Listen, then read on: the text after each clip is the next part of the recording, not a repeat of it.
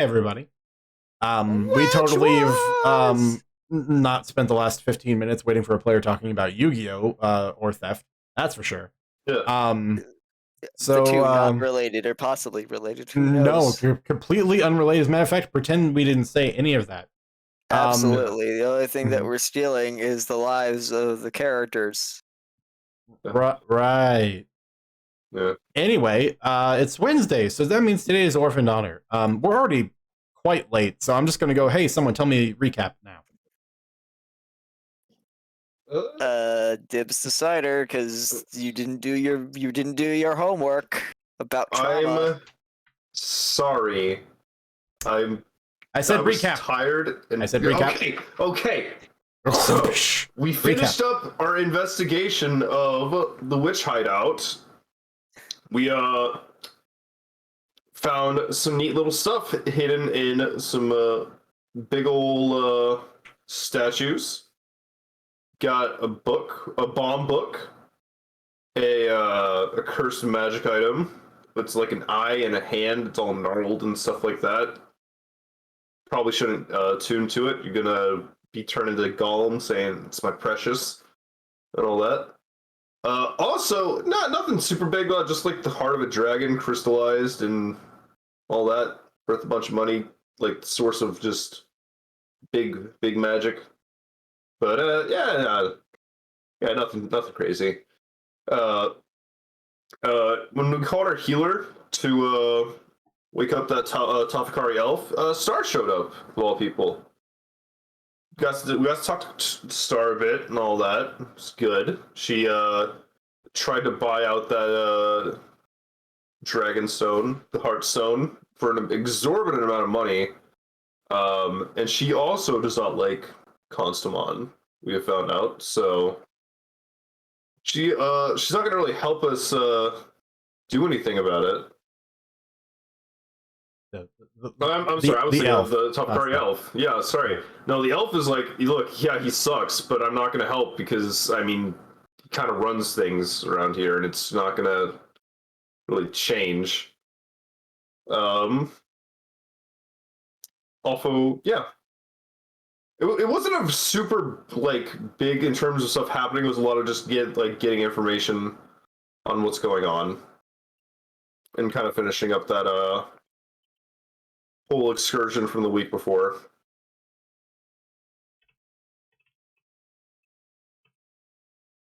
Yeah, we had no combat. We spent our entire time going through the top, and now we were on our way out, I believe. Yeah. That's. I don't think I have too much to add. Yeah. Because we had banter. Yeah, I mean, it was a lot of just like banter and kind of just talking, which was nice actually. But again, it was mostly like that session was more just wrapping up all the stuff from the previous one. So it just like a little bit of information and then kind of prepping for what's next.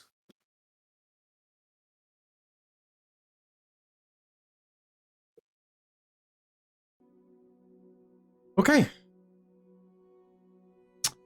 Well, good job. You may take your points. Woo.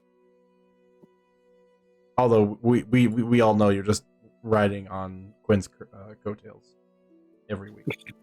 It's true. Every week. It's too strong. I'm sorry, Quinn. But you're my golden goose. My golden goose for inspiration points.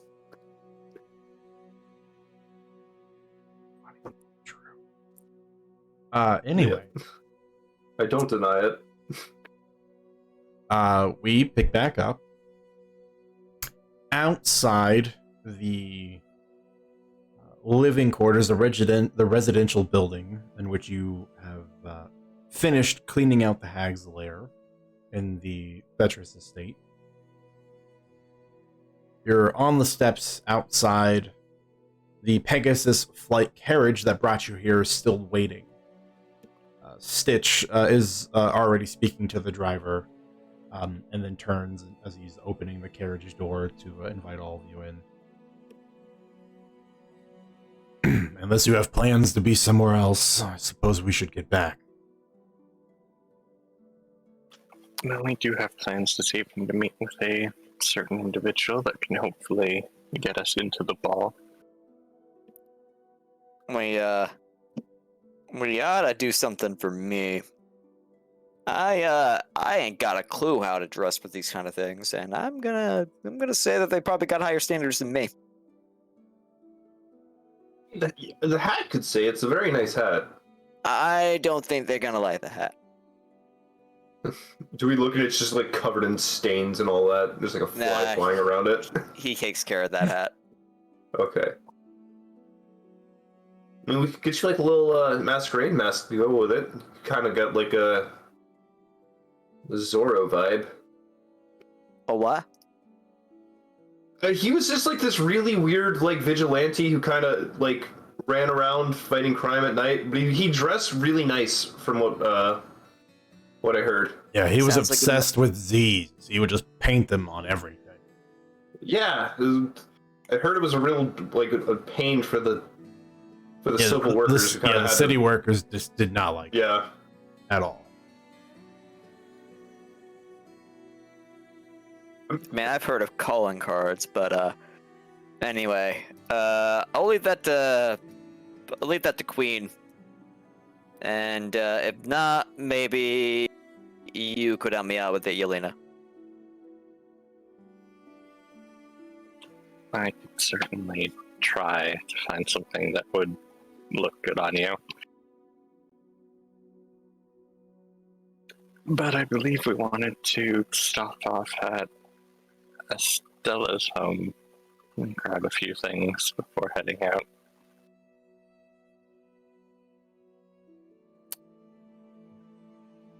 Well, you know Estella's place of residence. Well, actually, I guess you don't know. But Estella can tell you that it's not too far away.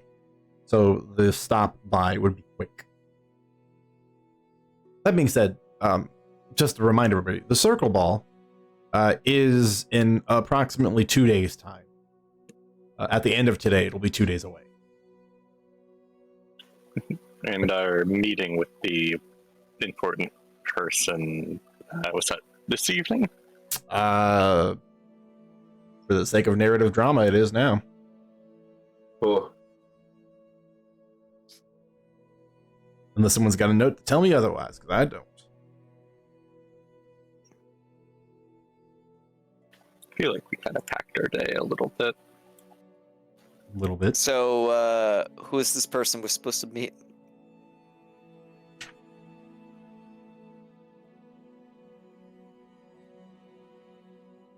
Anyone remember? There's like somebody important in like 6th district. Somebody super important, yeah. It wasn't the Circle Head, was it? I think it was, I think if so. I'm thinking properly about this, it was probably the head of the adjutants. The head of the adjutant is Smiles. That's correct.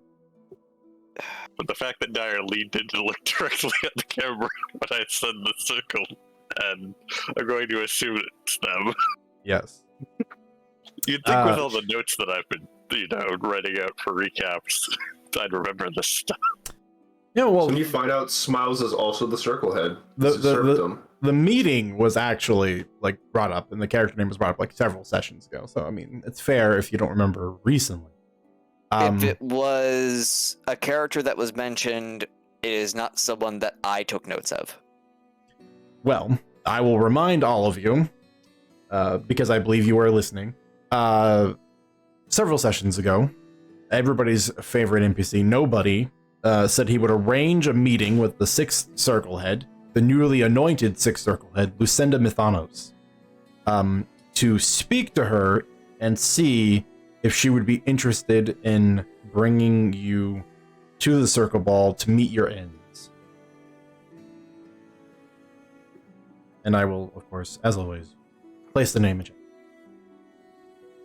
Can't wait to see how I butchered the spelling.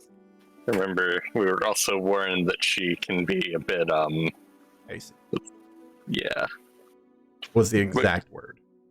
it'll be easy to get on her bad side, but I believe we were also told that she might be sympathetic to our, cause. in a sense.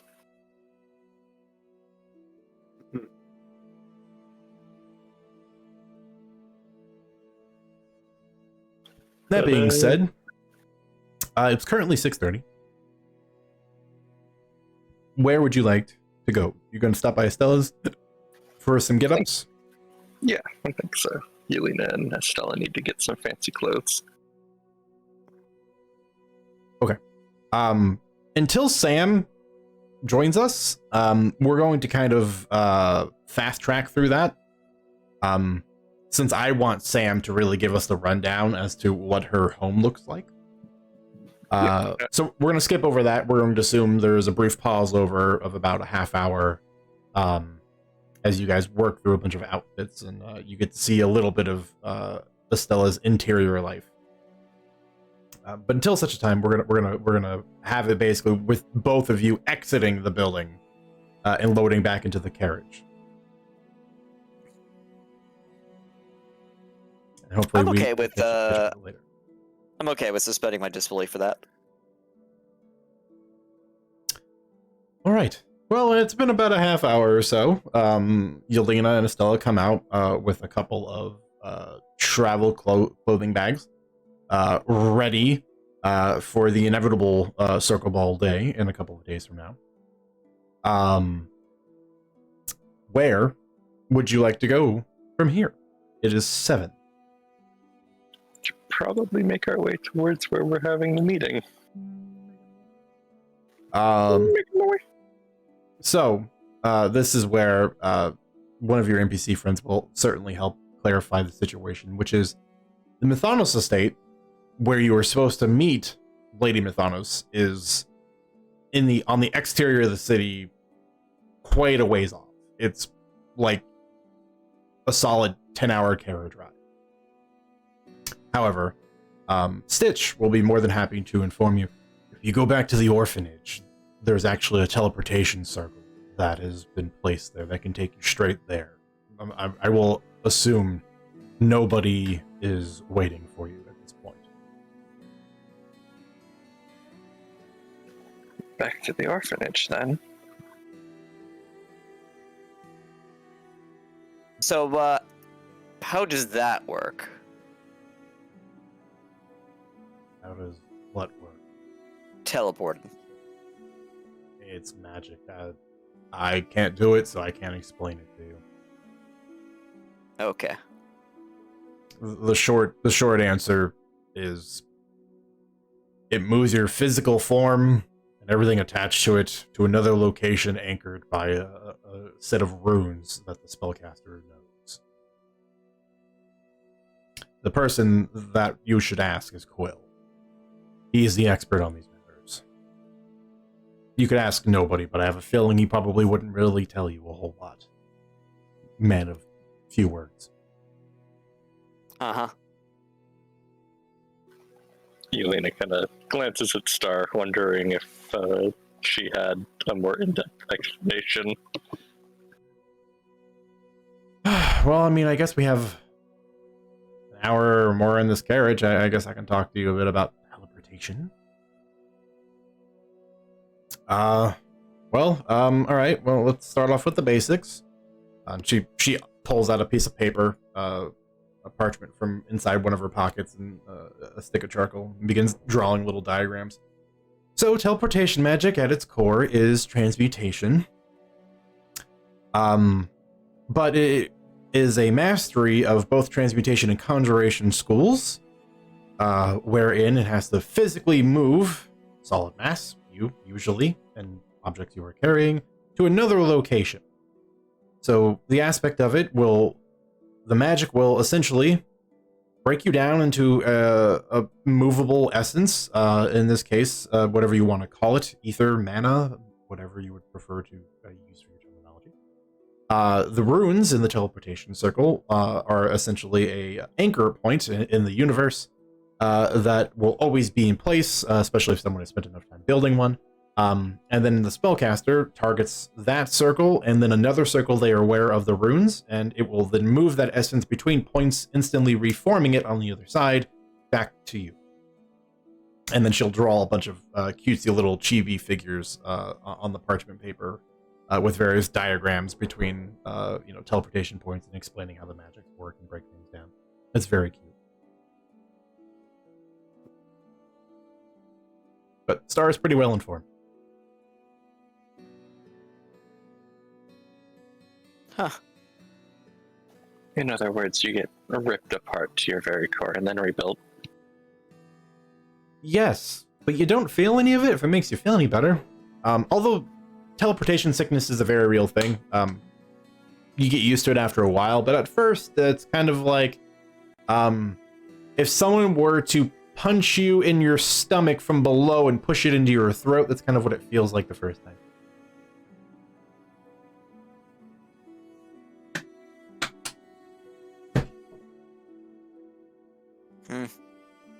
Yeah, sorry, was I supposed to sugarcoat any of that? No, Okay. fine. Honestly, it's really about all I guess want to talk about at the moment. Are you sure? Of course, seem- thinks on that. Very hesitant to say that. Would it be easier if I compelled you to talk? So, you want me to hold that against you for the remainder of both of our lives? Oh, that's why I was asking. I was aiming for consent to do it in case you were like, well, there's this thing I want to talk about, but I'm not courageous enough to actually talk about it, so I was just going to give you a little magical nudge if you actually wanted to spit it out. Nah, it's something I'll talk about with a few people later, I think. People you trust. Gotcha. I trust you. Yeah, you shouldn't. You barely know me.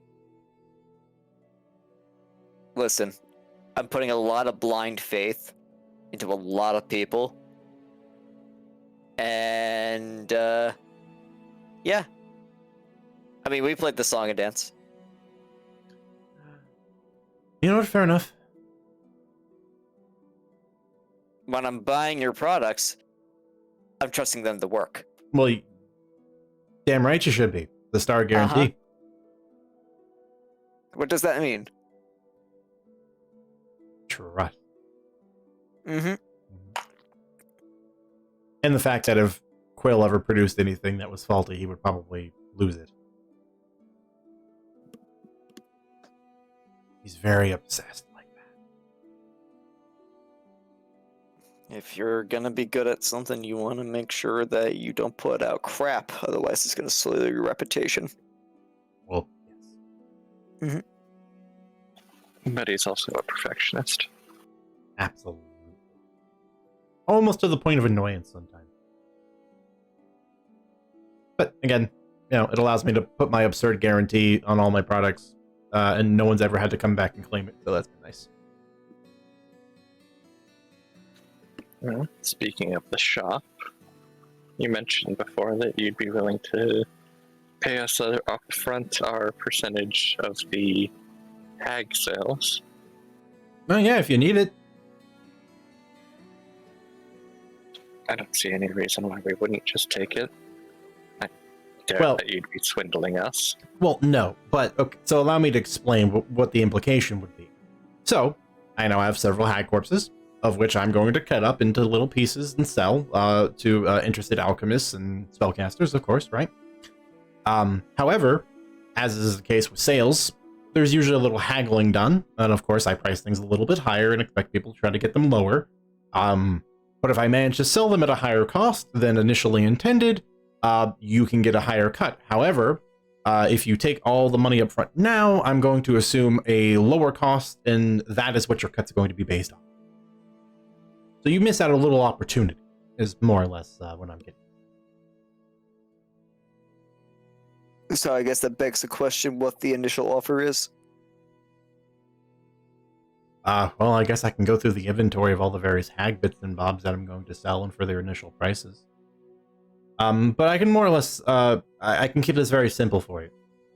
The upfront cost for all the parts I'm going to be able to harvest and sell, the cut you will get will be a total of 5,000 gold pieces. Now, if you wait for them to sell individually and they sell higher, you could potentially increase that by about 60%. So maybe about 7,000. close to like 9,000. Yeah, somewhere between those two numbers.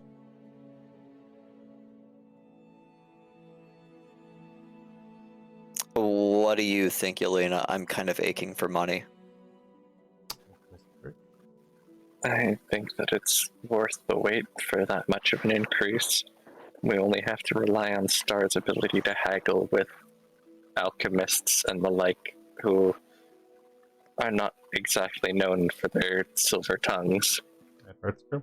Although, or social actually, skills. I did meet It's one not like we're- actually with a silver tongue before. It was very weird. Oh. Yeah, alchemy, What? weird things happen. Yeah. Of course, it's not like we're going to be making less money if we wait. I mean, Well, yes, you will. No, you won't. There you go. Hang on. Yeah. That being said, if you really need money, and she looks at Yelena, you know, there's a certain stone you have. I can write a check right now. All you gotta do is take it to the bank. I think we should save discussions for that for later. After we've had Yeah. a moment to talk about it privately. Can't blame a girl for trying. There's a decent chance that we might die soon, so you'll be able to pick it off our corpses for free. Not if I'm not there. I guess you'll have to attend the circle ball. I had no intention of doing so. There's a reason why there's available openings to go. Surprised or not, a lot of adjutants are not fancy ball people. I had noticed. Yeah. The only two that I'm actually aware of are going are, well, technically three now. Are Nobody, Smiles, and Smiles' partner Jinx. Don't believe we've met Jinx yet. Yeah, you would know if you had. She's prickly. When he says partner, They travel together everywhere? I don't know. I actually don't know what it is, but typically you assume if you see one, you're going to see the other. suppose we've just been unlucky. Or lucky, depending. how you want That's to think about it. actually sort of the thing. In case it hasn't been obvious, our nicknames all sort of tie to us in some way, shape, or form. So the fact that you've been unlucky in finding Jinx.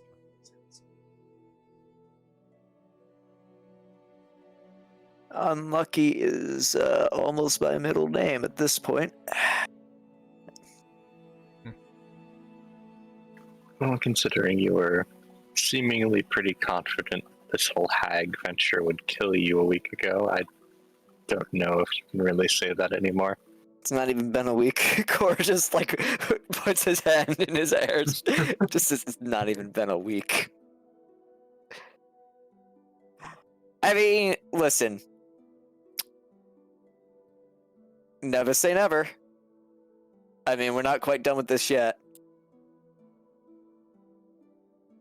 Makes you feeling better. The hags won't kill you.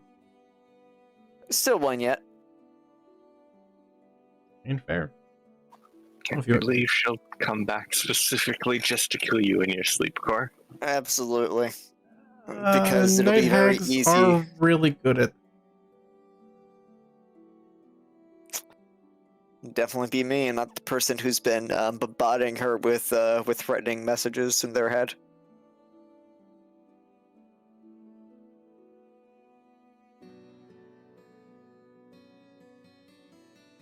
But yeah, no, you got a point. Part of why I'm starting to look at things a little bit differently.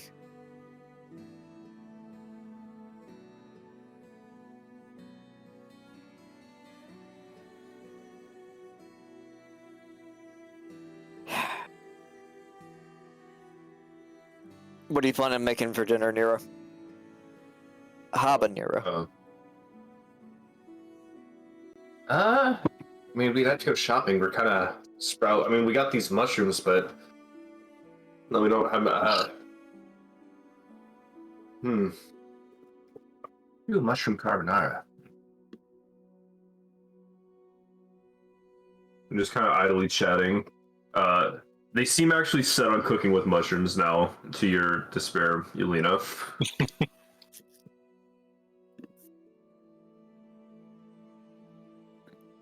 She doesn't look too happy. You're talking about what you're planning on cooking tonight. Yeah. Like, yes, I'm eating cafeteria food then. Core just like looks at Yelena and is like, so what died in your mouth? A mushroom.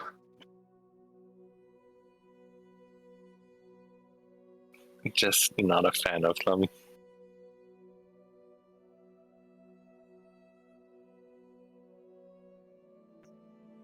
Oh, I mean, we could probably cook other stuff to go along with it. I mean, I haven't really come across anything that I'm not too opposed to.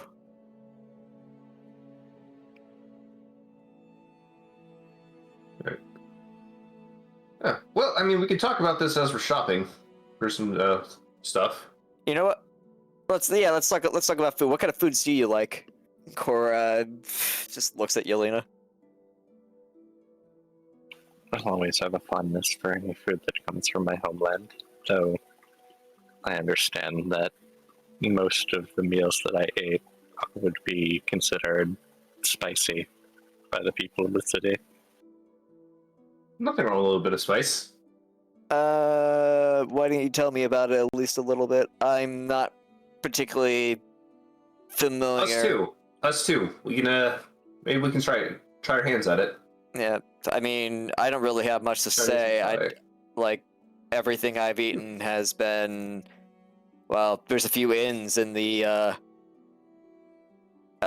outside the city walls that I used to like going to, but not many of them are even around anymore.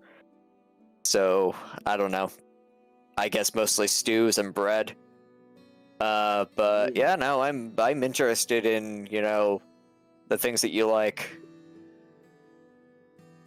And then we'll talk a little bit about Kratuli food. She'll also bring up that she has a taste for dwarven styled meals as well. Mm-hmm. I'm not going to go into detail about food because I am not a foodie. I would butcher everything. Perfectly fine. I'm also not a foodie. Course things are usually just generally things that are going to be like very cost efficient and filling and kind of like what you would expect people who are like kind of like lower on the class spectrum to like just eat. But like Core also talks about like he's got a place in every district of the city that he actually has taken note of that he would like going to. So he has at least an idea of like what some of those kind of like what the food culture in some of those cities are like. So I think he could probably talk about it at least a little bit, but it might be biased and skewed because they're based on like one or two locales. Just because he needs a place to stay, so naturally Core's like, if I have a place I'm going to be staying, I need a place I'm going to be eating at, and he better make sure that he's going to be eating at someplace that he wants to eat at. So I don't really know that much about it, but I know some of the city's districts are a little bit more privy to things. Because like the 4th district would be a little bit more like that's the one that we've been kind of operating out of. That's the that would be mostly like Dwarven. Yeah, that's like mostly Dwarven, isn't it? No, that's the 1st district. Okay. The 4th district is the food district. there's representation from pretty much every food culture here in the world. Yeah. The first district is run by a dwarf, so there's a lot of dwarven influence, but they're also very open and welcoming, so there's also a good smattering of food representation there as well. Yeah. I think I will just say that it becomes very quick that Core doesn't really know what he's talking about when it comes to food, only that he knows the things that he likes, and sometimes the names just kind of escape him. Just, I know what I like based off of, like, the descriptions I'll give, and it just seems like whatever is, like, the most filling, cost-efficient meal he can get his hands on. Yeah. The boys will settle on making a green curry, I think. It's very spicy. Very good. Fine choice. Yes.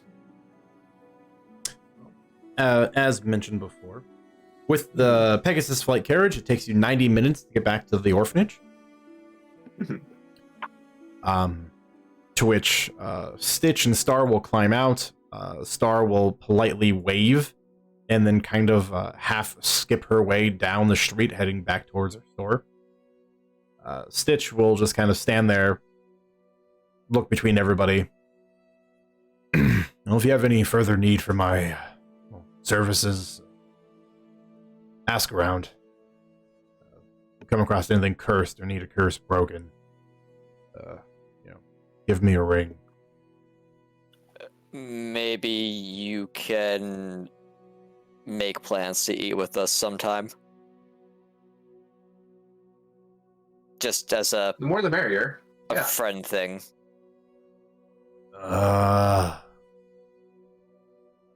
Sure.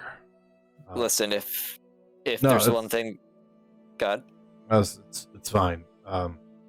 Won't be tonight though. it's perfectly fine. We'll figure it out. But if I picked up between one thing, we've got at least a common root here. So I'm gonna take a guess and say that we both know what it's like to be hungry. Yeah. You're not wrong there. Thank you for your help today. Yeah, I really anytime. appreciate it. Yeah. Oh, could not have done it without you.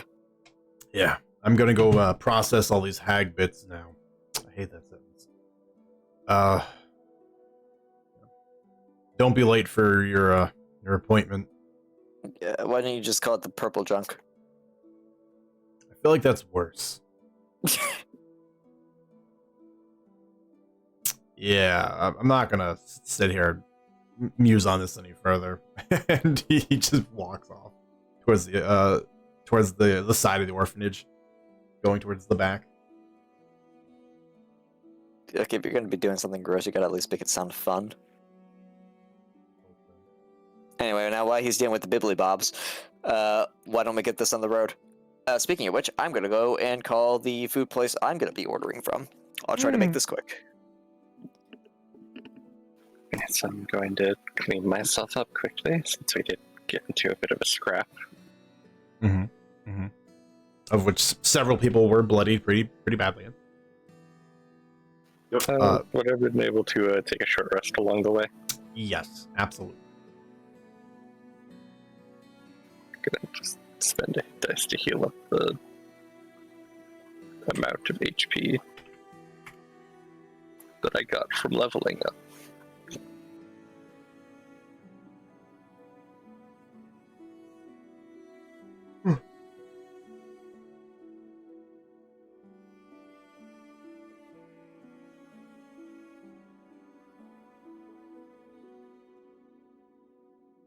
But so yeah, we'll inform Dawn, because I know Dawn was also hurting a bit.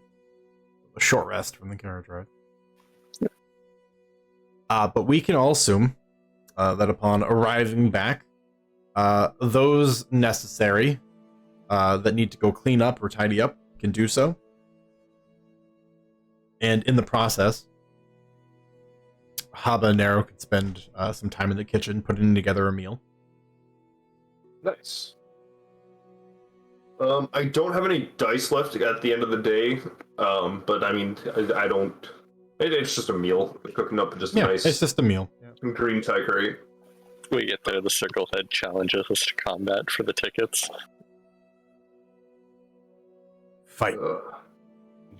Fight me, prove that you can dance upon the circle ball.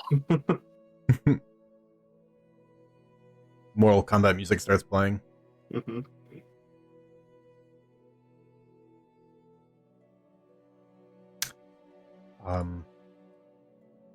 But you all follow into the cafeteria after tidying up and some washing, changing of clothes as necessary. You partake in a, you know what, habanero. Let's do a cook's utensils. This is pretty much in your wheelhouse, so let's do a charisma check. Yeah. Nice. Okay. And of I was course, gonna say, yeah, like the advantage because the boys are helping. Together. Mm-hmm. It's taking a while to roll. Oh, 26. Whew. It's a really good green curry. Yeah. Yeah, it hits all the right notes. It's got a nice, like, acidic nature from the lime. The green chilies were all freshly harvested. It's exceptional. It's actually very good. And for, you know, the time of the year it is, which is cold wintry, it's lovely. It's warming. Yeah. Leaves a nice afterburn on the tongue. Great. Hopefully that's your liking, Yelena. It certainly smells like home. She'll dig in happily.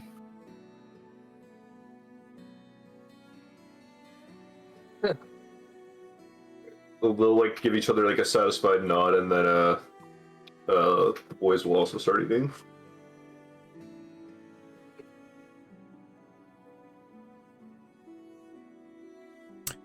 It'll be about 10-15 minutes into your meal, where on silent feet, a thin-bodied, white-haired individual will stride into the cafeteria. Nobody will come up to the end of the table where you guys have begun regularly sitting, his arms crossed behind his back. Are you all ready for your meeting? Ready as we could be. 1 second, and Nero finishes shoving like 3 bites into his mouth real quick. I have placed my order for food. I'm gonna drive in about 15 minutes to get it. So when that alarm goes off, let's just try to make this as quick as possible. Yep. So this is what's going to happen. In that 15 minutes time, we're going to more or less we're gonna start off with the meeting, and then when you have to leave, we're just going to take our first break. Sure. So there is no pressure. Nice. To get you back up with Don, first of all, there was a short rest in the carriage, so if you'd like to roll any hit dice you have left, you may. Absolutely. Secondly, about a half hour has passed between cleaning up, changing clothes, and the boys making a meal, of which you are all partaking in. Nobody has just approached your table and is inquiring as to your readiness to go to your meeting.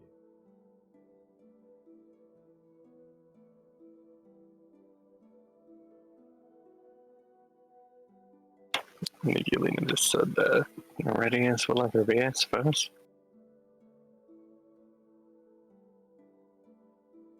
Oof.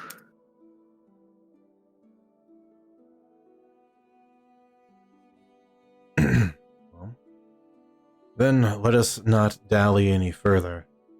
The lady is fond of punctuality.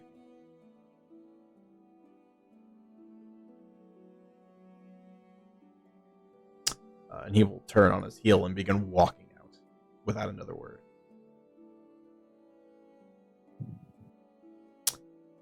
He will lead those who follow to the center entryway of the orphanage, and then passing underneath one of the sets of stairs, lead you out the back towards one of the small stone buildings that are in the training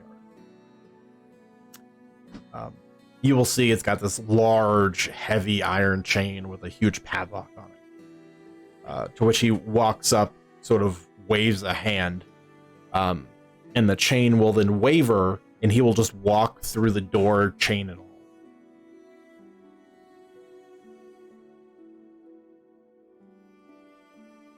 Imagine that certainly keeps the children out.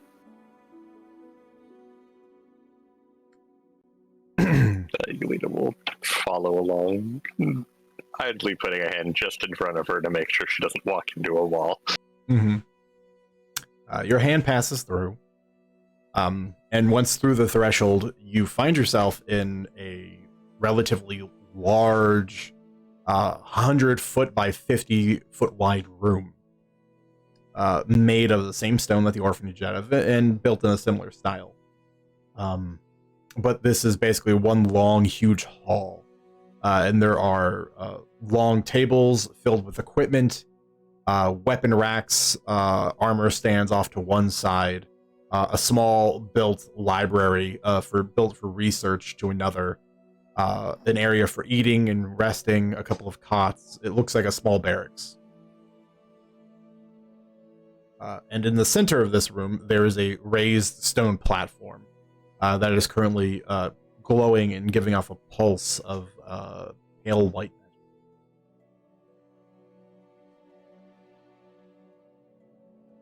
Nobody makes his way over to the platform and stands on the corner of it waiting for everyone to catch up. Yelena will follow and make her way towards the center of it. Core will follow behind Yelena. Quinn's following behind.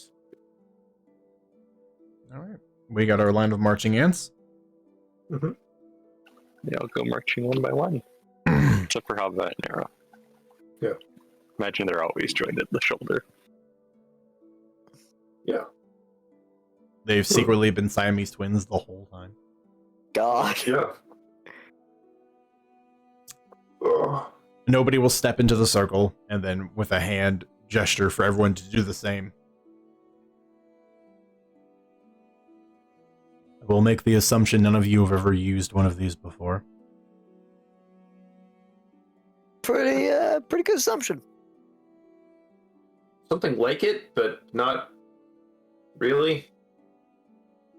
And it wasn't by choice. The effects will be jarring at first, and there might be some mild dizziness and nausea once you've reached the other side. Take deep breaths and wait until it has cleared. Would it be okay for me to treat it like seasickness? That is an apt way of thinking about it. Okay. Are all of you ready to go?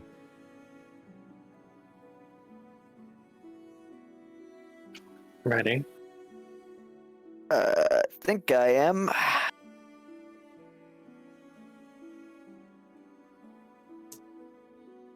His eyes turn on to Haba and Nero.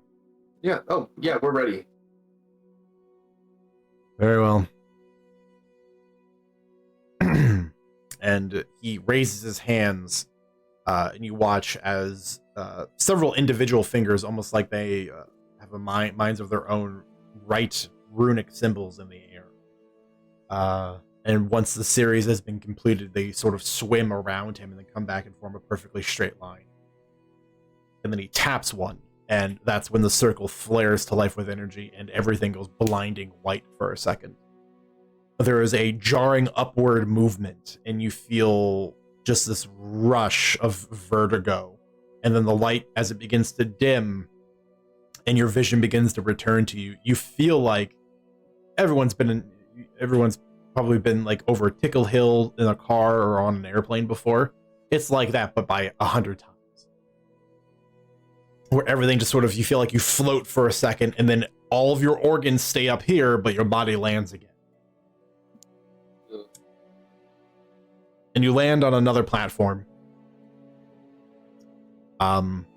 Because this is everyone's first time, everyone make a Constitution check. We're gonna see how everyone handles this. Wonderful. Ooh. All right. Roll for the let's quiet see. Stalwart. Can you roll for me? I'm not near a computer right now. I'm doing some stuff. Yeah, you're good.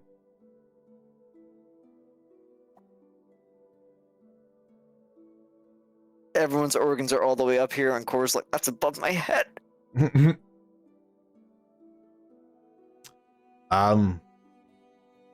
and Estella, you two suffer the side effects that nobody has mentioned. Dizziness, a little bit of nausea.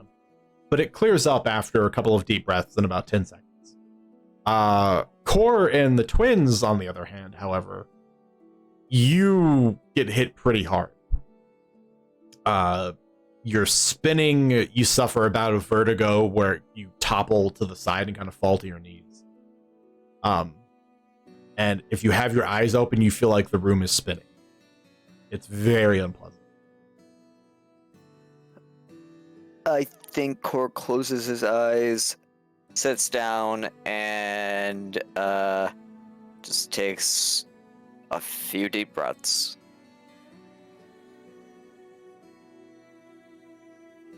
Ones look like they're about to roll.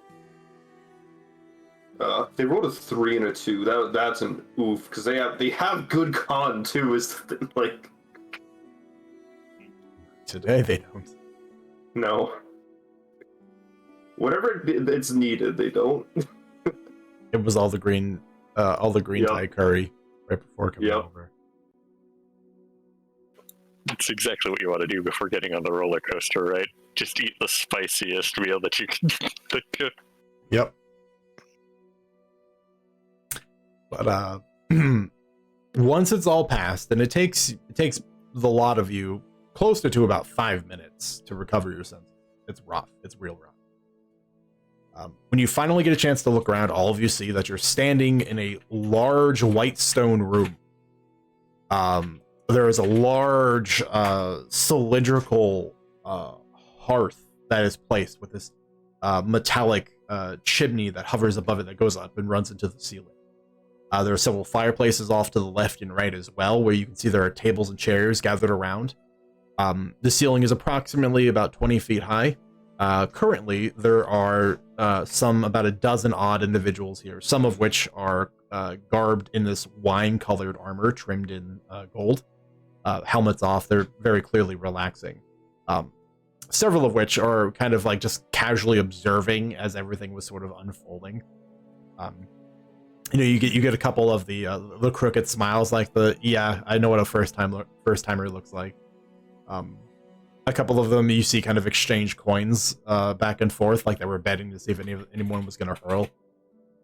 And then once everyone's finally moving, you see you hear a couple of like disgruntled sighs as they hand over a couple of gold coins to their buddy. But nobody will, without a beat, once everyone's sort of recovered, turn and continue walking. He will lead you through this room, out a set of large wooden double doors on the other side. And once you go through that portal, there's a short tunnel, which is flanked on either side by those wine-armored colored guards, who are very clearly on duty. They both give a respectful nod as you pass through, and you enter into a large courtyard. The white stone running up to about 60-foot high walls, to which you can see several of the same guards walking patrol on the battlements. Over one shoulder, they have this silvery, reflective, metal tube-like instrument. And on the other, they carry a shield and a sword that is currently sheathed, and they're just sort of patrolling back and forth with torches in hand, sort of keeping an eye on things. You get up to the large set of gates, inlaid into the wall.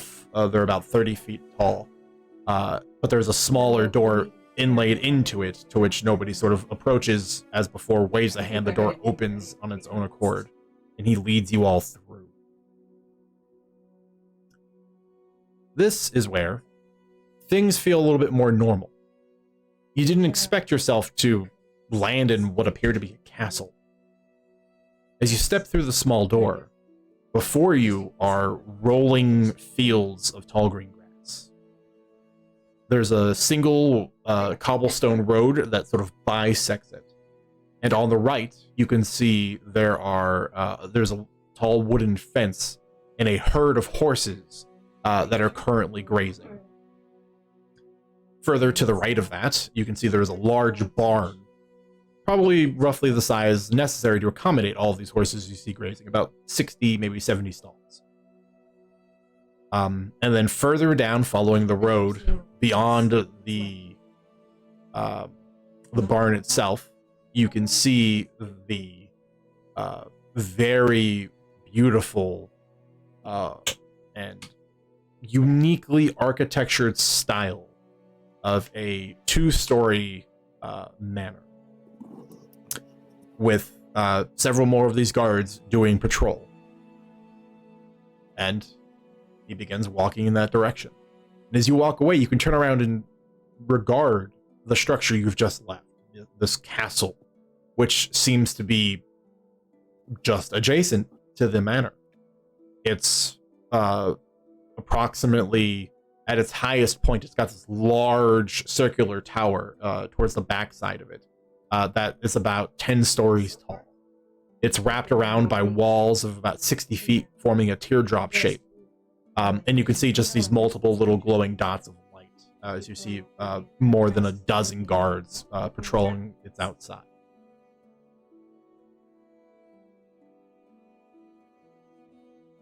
You'll be led up the front steps of the manor, again admiring just the beauty of this building, the attention to detail. There are two guards waiting at the door, to which one nods at nobody and opens it and sort of pushes it aside for him to go through. And as you guys all begin walking through, the guards are meeting eyes and giving the occasional smile and a nod of acknowledgement. And you enter into the foyer. There's a beautiful but well-worn green carpet that sort of rolls along through the long hallway before you, extending to the back of the house, where there's a set of stairs on the left that go up to the second story, and then a hall that passes by it, vanishing further into the house. To the right, there's a set of wooden doors that are currently mostly open, and peering through there, you can see a room with floor-to-ceiling bookshelves, a large hearth that is currently lit and is flickering. There are two large, very comfy-looking and, again, well-used armchairs facing it. And then beyond that room, there's another set of double doors that are partially ajar, and you can see what looks to be like an older man with curly black hair and a mustache sitting behind a desk, currently working on some paperwork. To the left, there is another set of double wooden doors. These are closed tightly. Nobody steps up to these. And then one last time, this time, the voice echoes through your mind. Were you ready for your meeting? Yes. Ready as we'll ever be. Cord steadies themselves as best that they can, and I think he just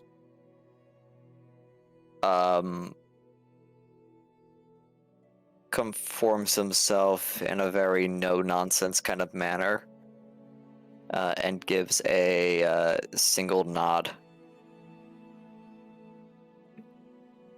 And he will reach forward and grab onto the golden handle and pull the doors open. And inside, you see it's a beautiful sunroom.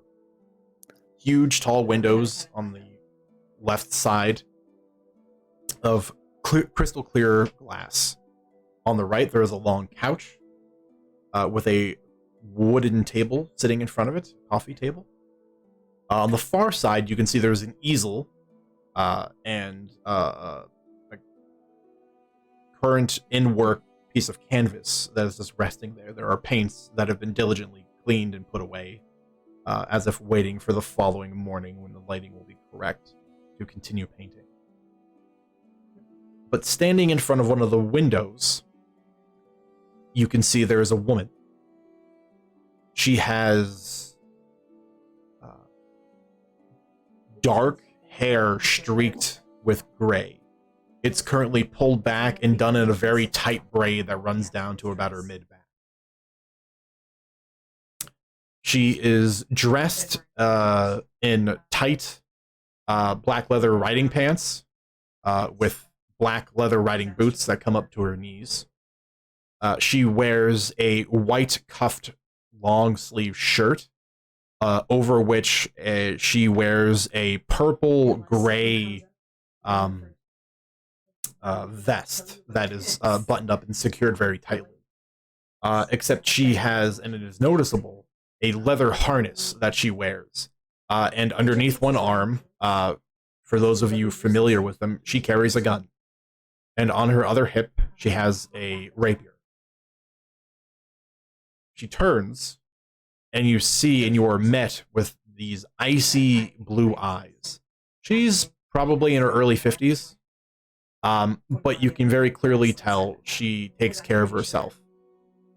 She moves with a confidence and grace that is surprising. But at the same time, you can feel the threat that she radiates. Like, this is someone that hasn't come into her position from luck. This is someone who's had to earn her way here. Silently, she will, with a hand, gesture to the couch and the chairs off to the side near the coffee table. Nobody at this point steps into the room and sort of steps off to the side in front of the doors and just crosses his hands behind his back, waiting. Lena will make her way inside and take a seat. I think Core definitely does it, and I mean, they look like they 100% mean business. So, of course, you know, the moment that Core sees the type of individual that he is dealing with, Core is already measuring them. Yeah, oh, for sure. Yeah. Oh yeah, Expect it. like this is also something here where Core is definitely not being very subtle about this as well. Call it being respectful, but also being, you know, like he wants to show that he's got a spine. Mhm. He does not care who this person is. They are his. They need to be. This is a challenge that needs to be tackled, and we need to win. Now, with that being said, I'm gonna go get my food, because it's probably ready by now. I'll try to be quick. It's not that far away, like I said. Okay. Right. Well, I guess we'll call that well-timed, and we'll take our first break there. I'm gonna allot roughly 10 minutes for Dawn to make it back. So aim to be back at 35 past if you can help it. And you know, if you can't, and if Dawn isn't, I'm sure we can talk about Yu-Gi-Oh more. Yes. Be back. Yeah, my brother stole like his friend's obelisk when we were kids. Oh. Yeah, my brother was that kid when it came to trading card games. Off with his head. Unacceptable. All right, I will be back. Be right back. Taking about a 10-minute break, and we'll be back to have our meeting.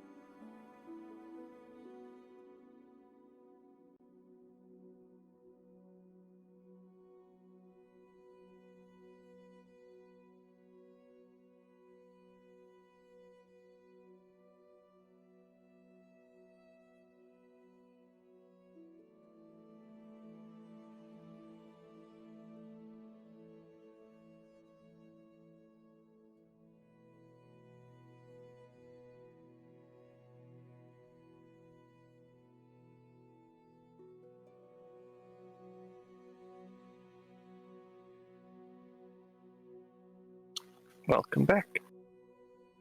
Thank you.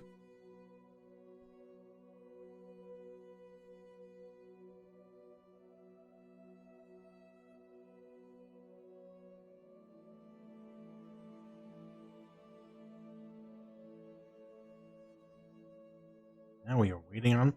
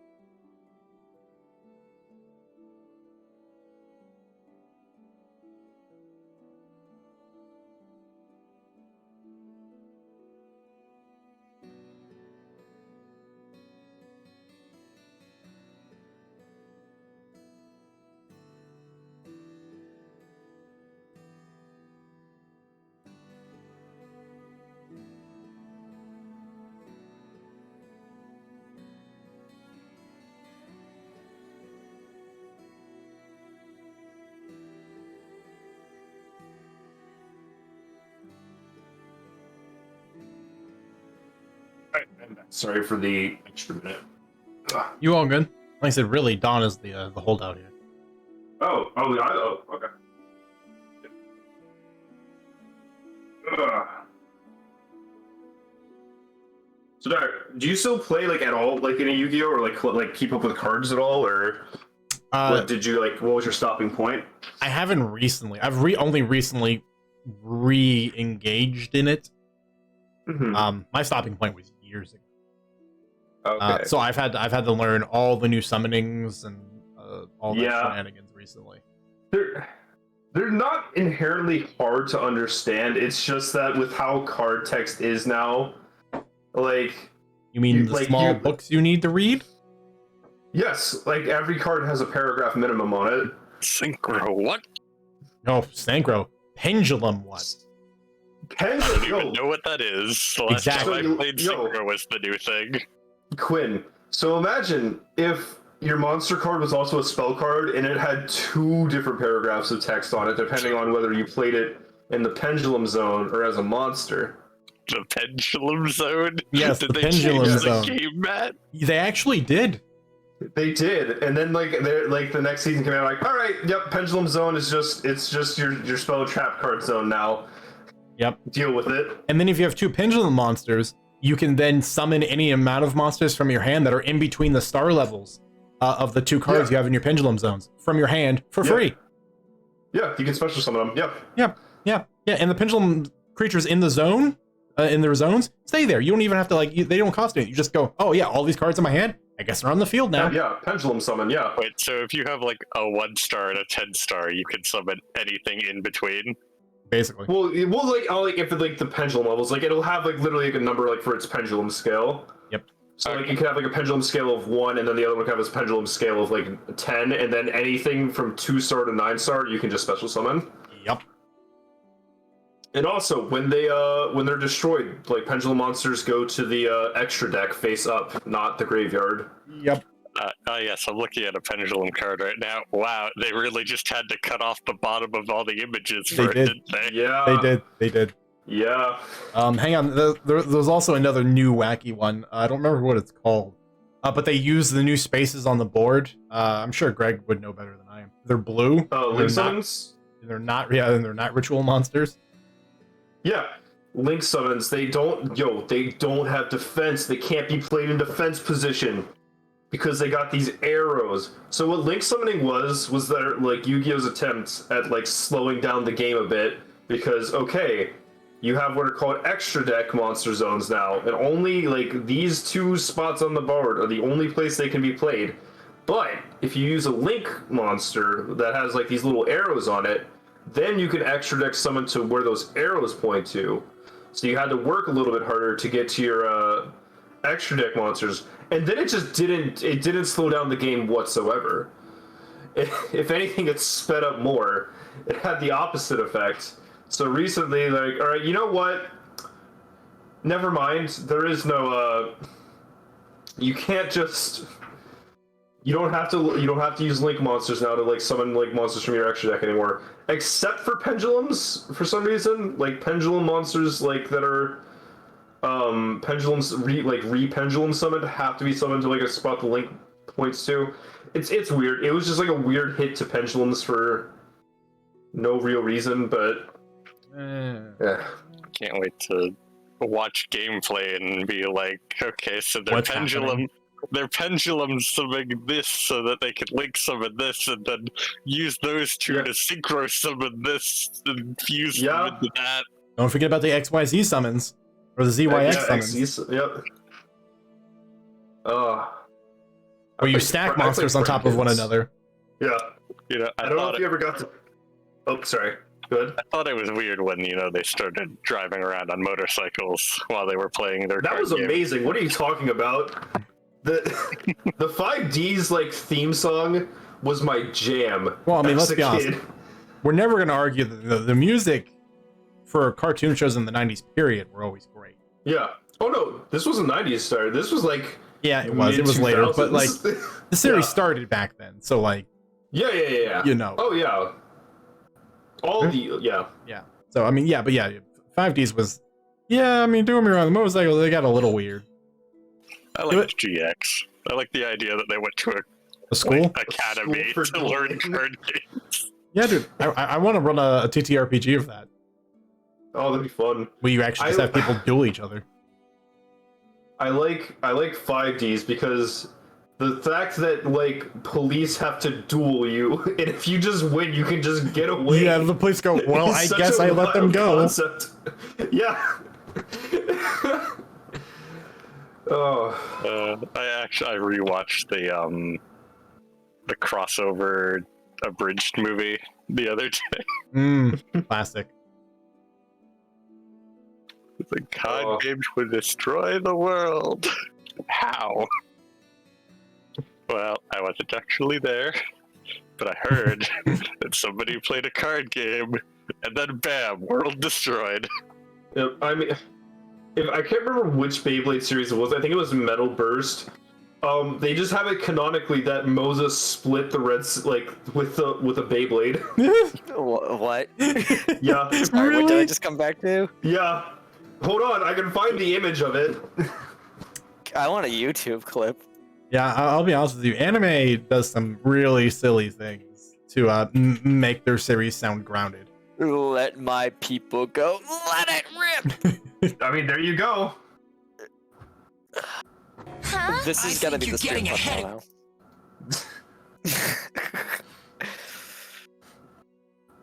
I just want to point out that this group of characters that immediately appeared in this video is every 90s anime group of characters. I know, and I love it. It is. You have the spiky-haired main character, the one female character, the literal child, and then the big dude. Yep.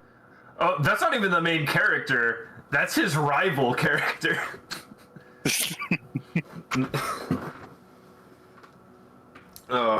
There's always that one character that had like the glasses that had the computer that was just like the power level of his spin, it's off the charts.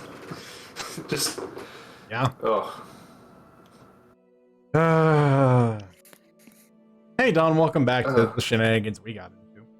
Welcome Yeah, back. talking more about Yu-Gi-Oh and how modern Yu-Gi-Oh is just a nightmare It for is. anyone to try and get into at this point. It's just Yeah. it's funny. It's like modern Yu-Gi-Oh became like what original season 1 anime Yu-Gi-Oh became, where they just sort of played cards and made up the rules as they went. That's what it feels like now. Yeah, except they're like, yeah, that can't be right. And then you read the card fact and you're like, wow, that's right. I summoned 3 blue eyes white dragons. That's not even hard to do anymore. That's tame. And it hasn't been hard for years. Yeah, I do that. I do that low key all the time. Yeah, like Prank Kids, the deck I play, for example, they have a 1-card quick play Raigeki. Like it combos into like a quick play Raigeki that you can play twice. Can't wait for the circle head to basically like look at like looks at Haba and looks at their card holster at their side, and she just opens up by saying, "So you play." See, what we don't know is that the tarot cards that Yelena stole were not, in fact, tarot cards. They were the in-game version of Yu-Gi-Oh cards. That's the thing. It's called Arcana Force. I can't believe Estella actually has the pharaoh inside of there. Okay. We're hard switching. This is now a card, like a Yu-Gi-Oh campaign. Nope, that's a different campaign for the future.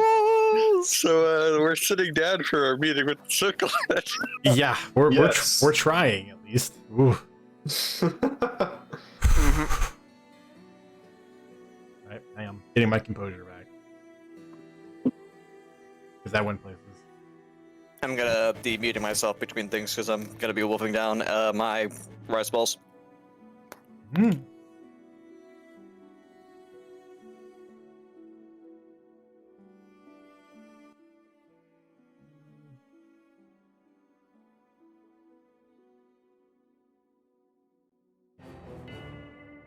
Nope.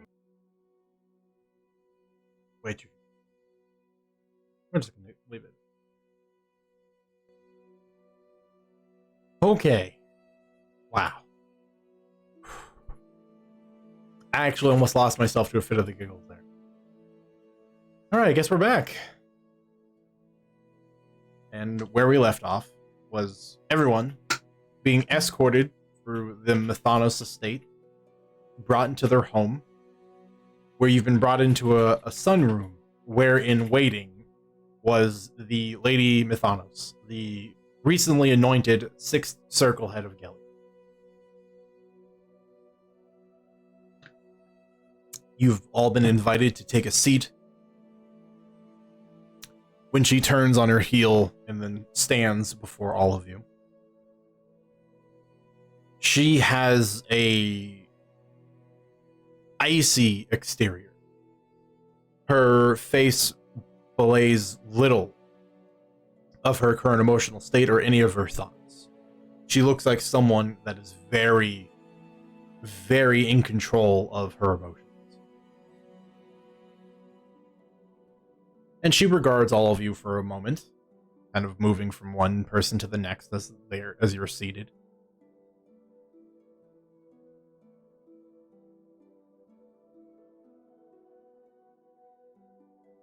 So what is your purpose for being here this evening?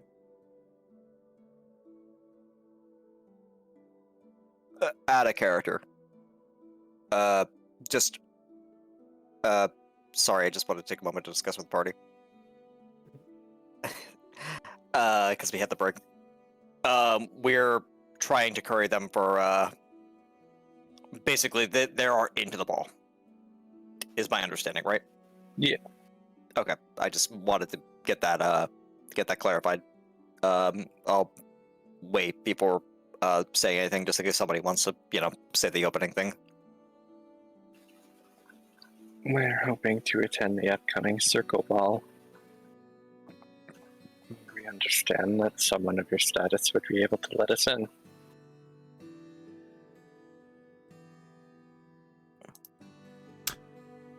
The poorly named Circle Ball has only a limited number of attendants. Each circle head is given the authority to invite 50 individuals. It is a gathering of the world's most powerful individuals. It is a place where alliances are formed and Nemesis meet, why would I invite any of you?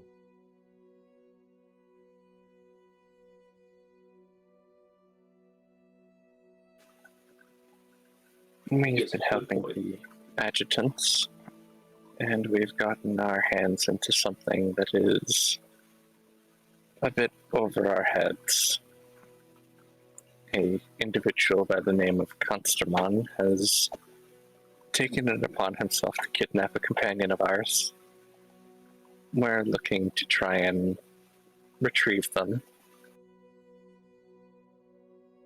I also understand that many of the adjutants that I assume that you have invited are not planning on attending.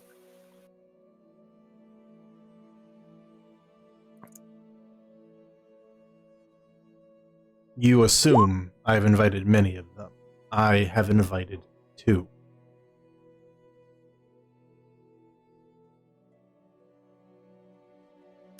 Due to the fact they are in the employ of my husband. They are, however, a convenient holdover until I have been able to consolidate my power to move my individuals into the city.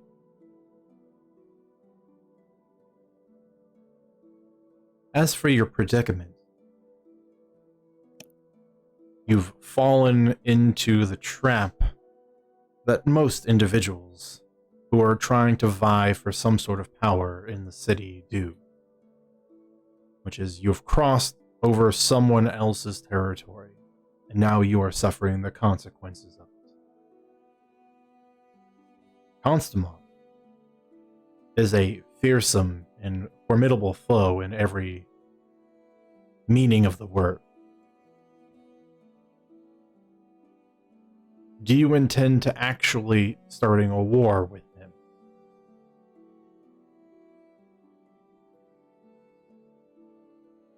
I think Cora's going to say something. Right before you say something, your minute's passed. Let's get that out of the way first. Sure. Let's look at this first. Level of spell slots. Compared to Let's compare them to Quill. inferior. Okay.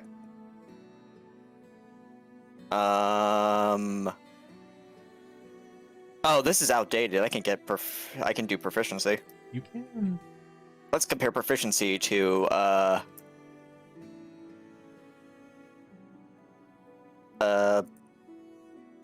nobody. Do you have nobody's proficiency? No, but I've sized up nobody before, so I don't think I have actually started doing anybody's proficiency, because then I'd have to start double dipping. Mm-hmm. I will give you your party members as a default, but that doesn't really well, provide you a whole lot of information. No, it doesn't, because it's just going to tell me, cool, they're better than me. I know this already. Yep. But what I will ask for is maximum HP. Compared to?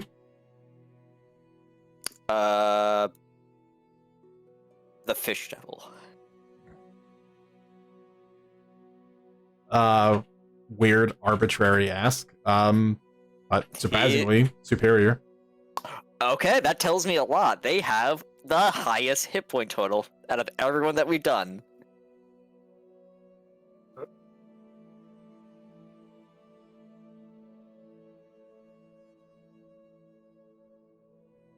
Okay.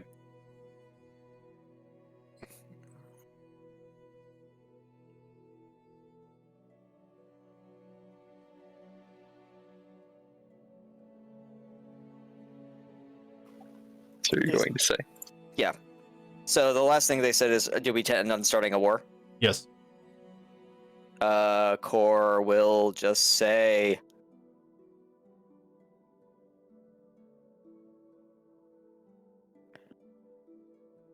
I think there's no sugarcoating this. Yes. And Core lets the silence kind of remain there for like a moment before he actually says it.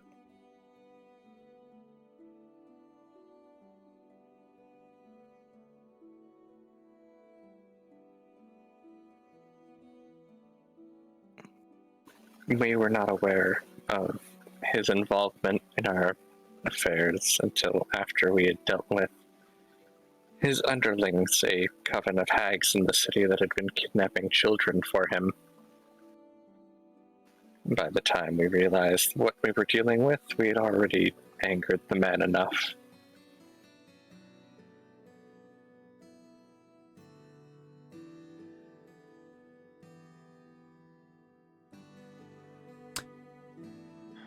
And what do you plan on doing about it?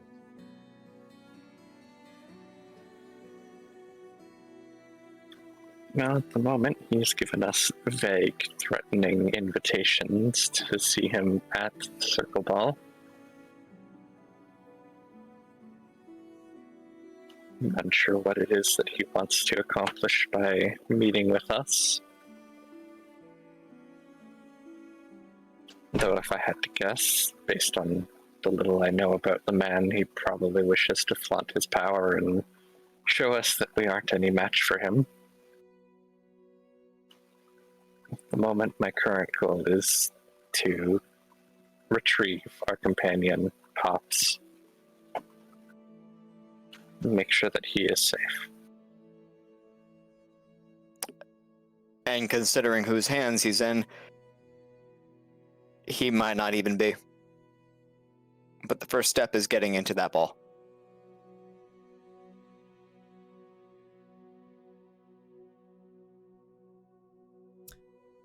Then to the matter that is the most important. Why would I bring individuals to the ball who plan on beginning a war with Constamon? In this city, it will have implications that carry with it. Who are you to ask this of me?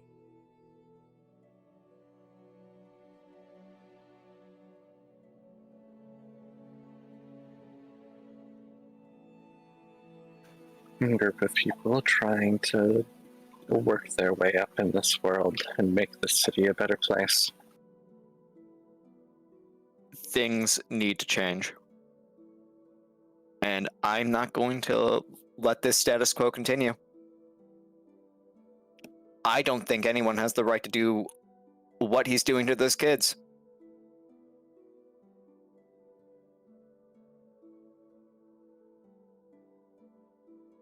Then I go back to my previous question. What are you going to do about it? Your words, all of your words, are filled with righteous intention and good deeds. What are you actually going to do? What are your plans? What do you have in motion? Who are your allies? What resources are you working with? How do you fight a war?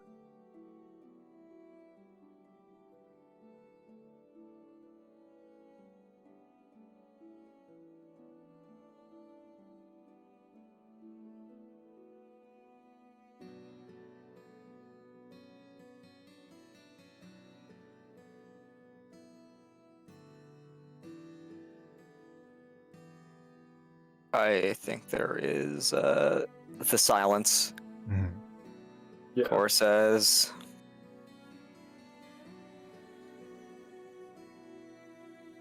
we are very aware of what our situation is. We're starting with the adjutants. We're building from there. We have to pull upon every single thing that we have. I know how big the number above Hansaban's head is. I know this city. I know what kind of beast it is. I know how easy it is for people to get swallowed up. And how easy it is for people to fall from the heights of that climb.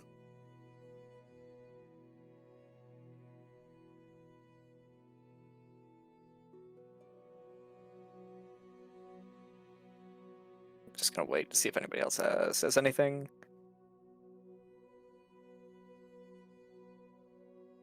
And then I think Core follows up by just saying,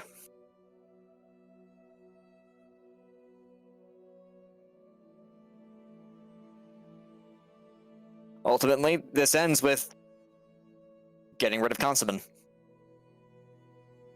That is the end goal, but it's probably not going to stop there. Everything's connected. We're in this for the long haul.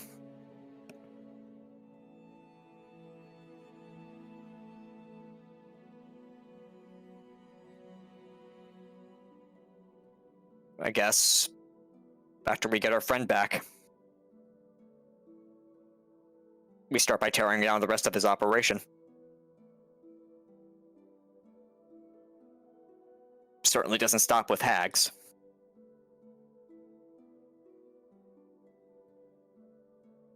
And would you pick a fight with Avengus Claygor as well?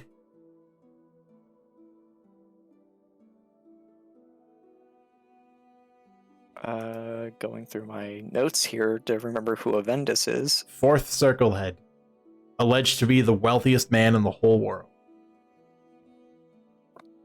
I think Core will say, if I have to.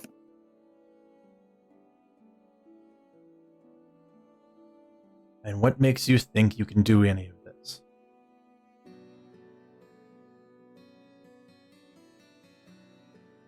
You, the lot of you that have come from nothing.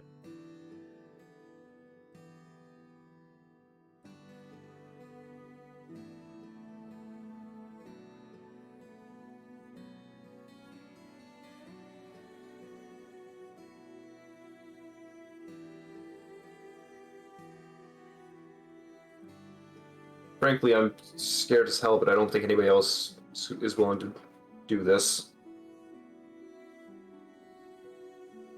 Where you've misunderstood.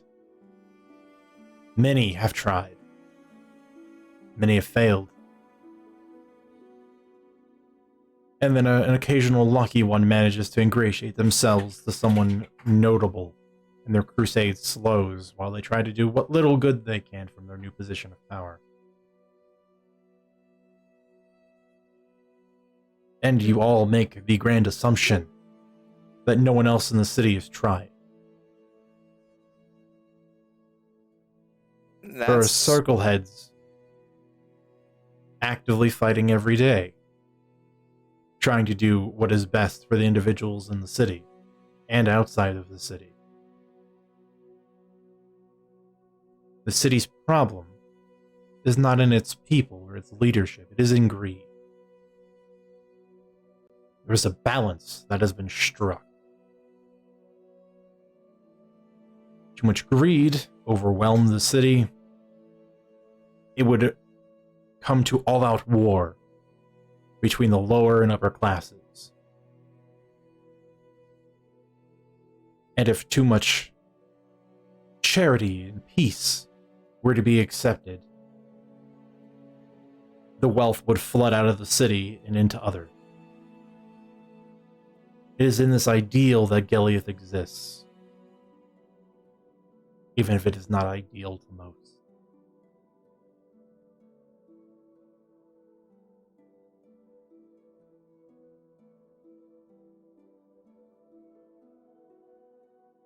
I'm not about to just lay on my back and die.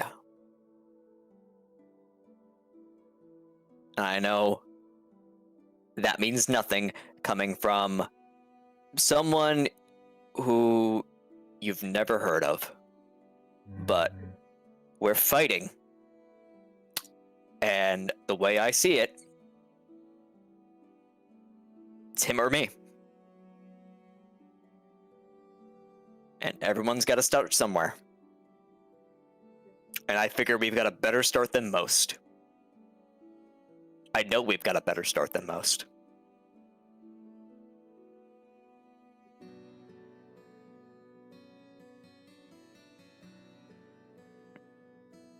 How many people have you seen take a crack at this? Hundreds. Anyone stand out to you?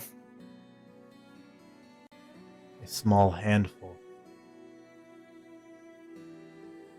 One of which is standing in this room.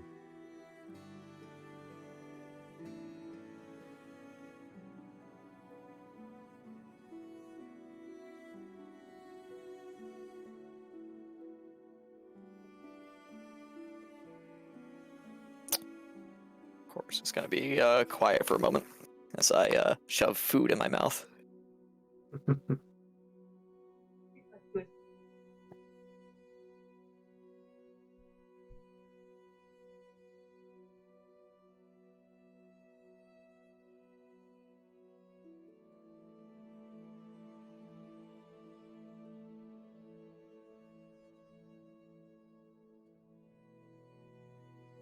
How did you climb your way up?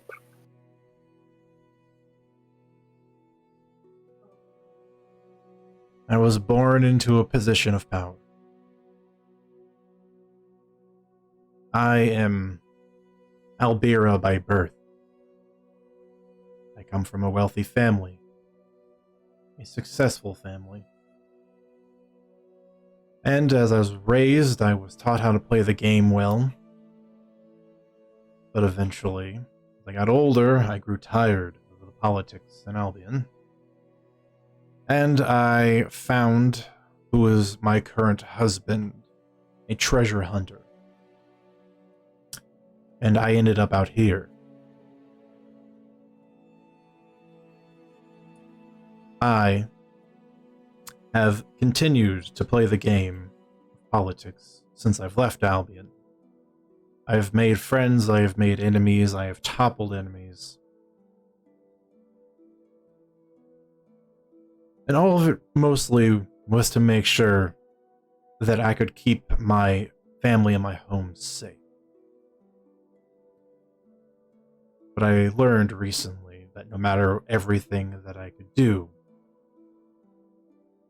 individuals would still be brazen enough to try to harm us. And so I continued to push, and I found myself in a unique position and an open seat on the circle. What did it cost you? Mostly, a lot of my time.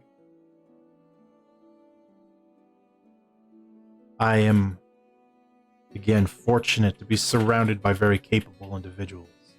Individuals that want to see change.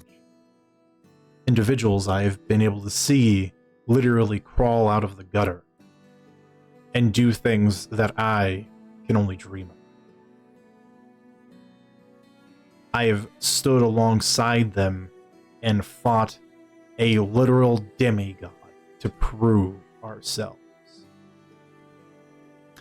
Everyone make a history check.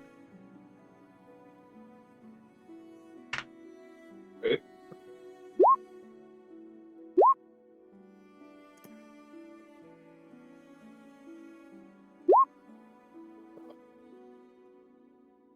Natural 19. Not long ago, there was a tournament held by Seshok, the champion of the soldier and one of the current circle heads.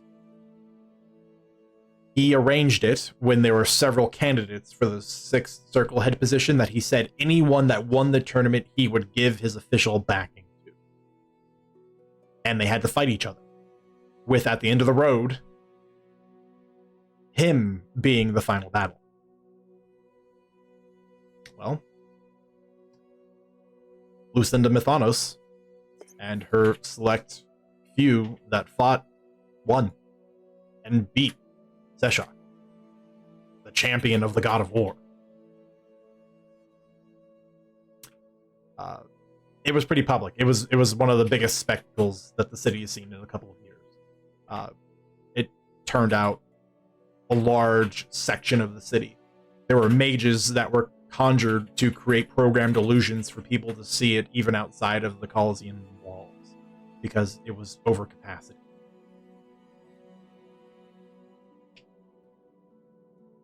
And how long ago was this? 2-3 months ago. Oh, so like super recent. Yeah. Very recent. Very recent. Slider, are you thinking what I'm thinking right now? Our brains are touching, aren't they? Yes. It is. Okay. Do you want to propose the thing that I'm thinking of? Let me just make sure we're on the same page. Are you proposing we fight her? It's time to die. Okay. Okay. I just wanted to make sure we were actually on the same page and we weren't reading two separate books entirely. Get your duelist. Yes, time to get our asses kicked by the like level 20 fighter.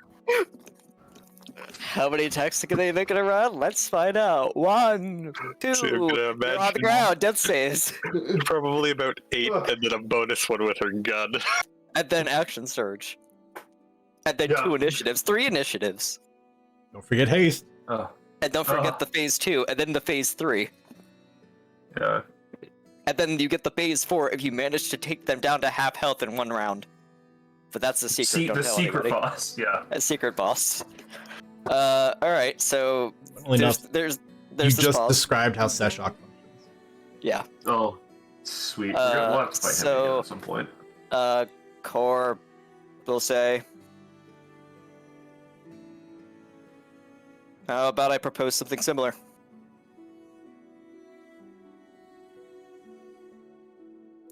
Give us an opportunity to like, why show you super? that we are worth our salts. Ah.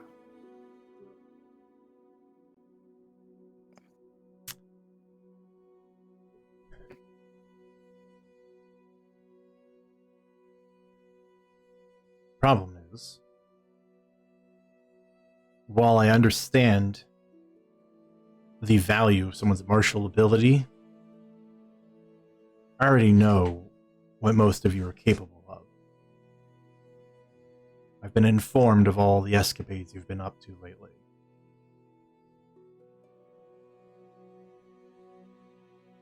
I do not care about how well you can wield a weapon or can bend magic.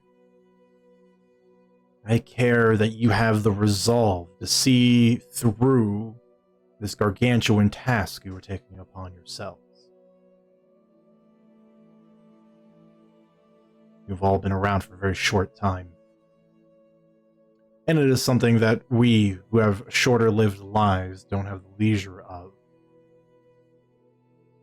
But the enemy you've picked has had centuries to dig in his heels, to make allies, to build wealth and resources. You will always be at a disadvantage if this is the war you pick. He picked this fight. I'm gonna throw a stone back.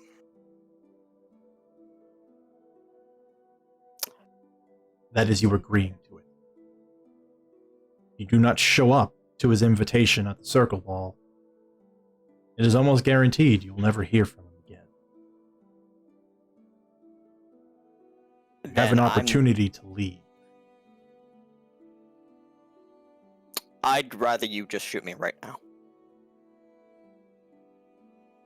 Okay. Choose your words carefully. I will. Core just stares them down like, I'm not backing out of this.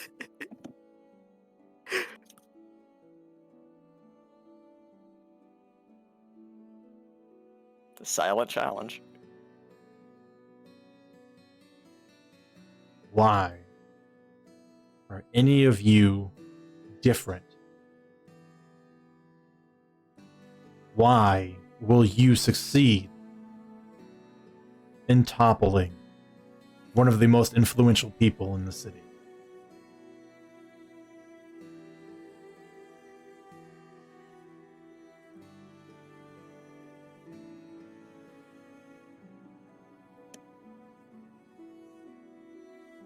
Out of character, she raises a great point. I mean, what are we supposed to tell her? That, you know, We're the main characters. We're player characters. Just like, what does that mean? That's never saved you guys before. Yulita will just say, well, I understand many have tried in the past, and I'm sure that their methods have been different with each passing generation. The 5 of us don't exactly intend to be bound by the rules of warfare of this city. At least personally, I don't intend to let him choose the battlefield or the means of attack. I'm not going to play his game.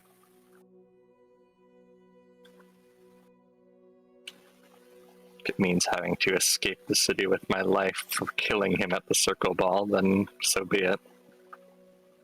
My goals would be made easier in this city, but I can do them elsewhere. Up until I got myself involved with this, I don't think anybody would have told me that I was capable of helping dismantle a hag coven. And I thought every day that was going to be it. And it still could be. But we made it this far, and I'm not going to let anything stop me. And as far as I see it, this is a pretty good group to go with. It's taken a lot for me to want to trust people again. Got them at my backing. These people, they're my strength. I've got allies in the adjutants. I know I got allies elsewhere. I'm going to continue making allies. And I want you to be my ally.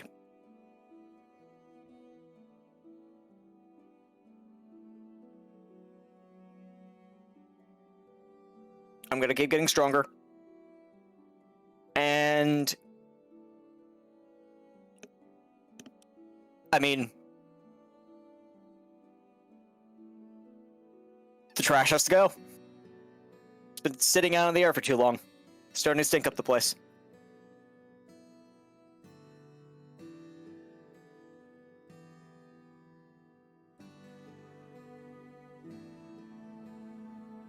Your eyes will turn on to Haba and Arrow next. They offer the chili. I just have a Tupperware of it. Just they brought It's like, this is, if you let us in, we'll give you our chili. No one else has done this for you. I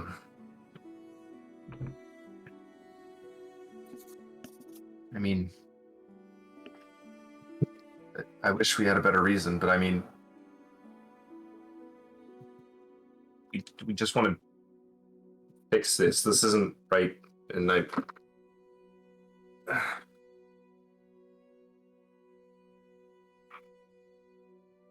Nero, yeah. Oh, just speak your mind. he sounds like an asshole, and I don't like really. I don't. He shouldn't be in a position of power, I think. And I might not be the strongest, but I'm pretty hard-headed. It will take a lot to get me to go down.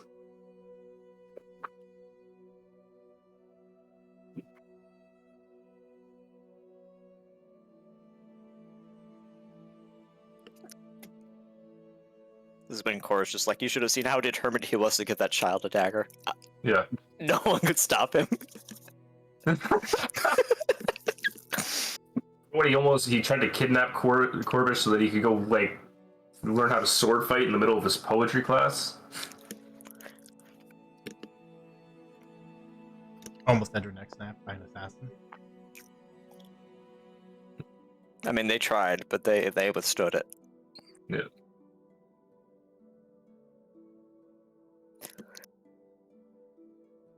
Right. Everyone, make a persuasion check. Group persuasion check.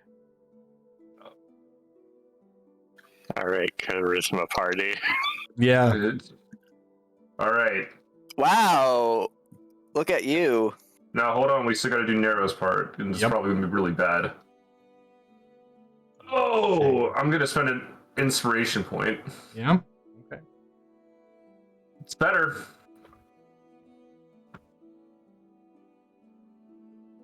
We're not expecting less from Core. Inspiration. Another one. 19.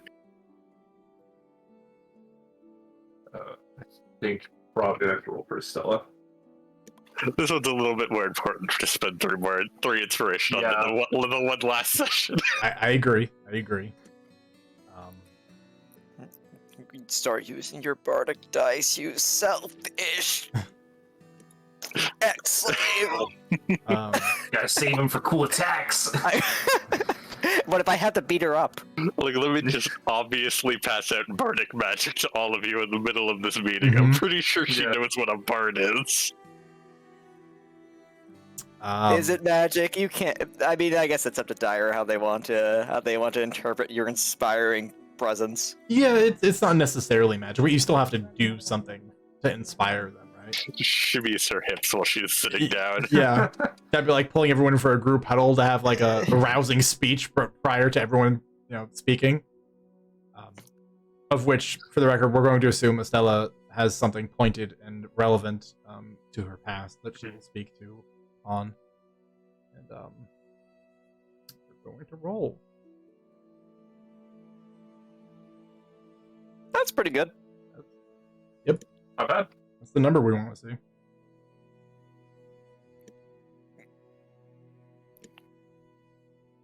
Wasn't even close. Alright, the group average had to be 30 or higher. I can get that on a natural but- 20. Yeah, let's put it this way. Estella's roll pushed you guys over. As always, Nero anchoring us down. He's not a. Hey, this wasn't easy, and it wasn't meant to be easy. I'm not gonna. Average rolls could have had you guys lose this. The exceptional rolls are what carried you through. Nice. There's a long beat where she turns on her heel and she looks back out the window. And then after about a minute, she turns back.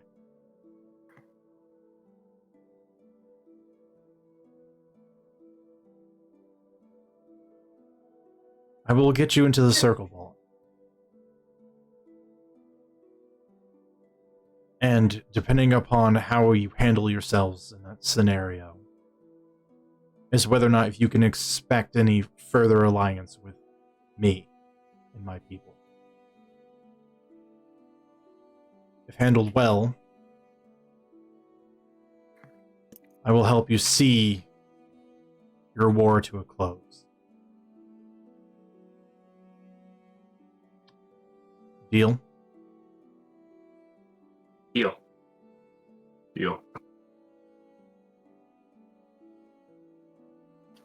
Eli just gives a stoic nod.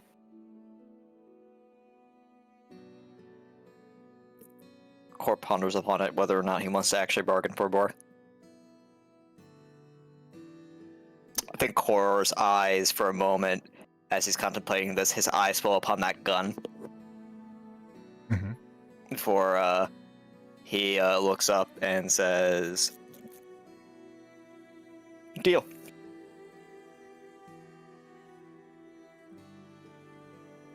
Unless you still want that bullet to the head.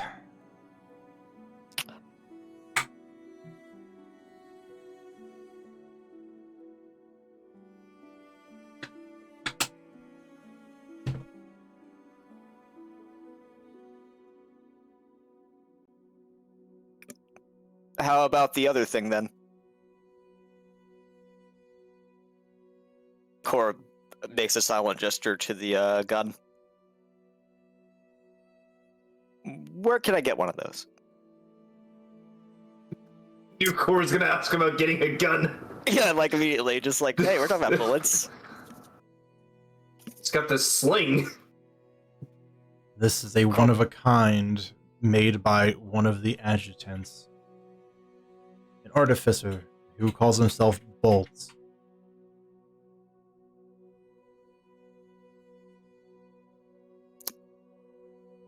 You happen to have a partner by the name of Nuts? She frowns and then nods.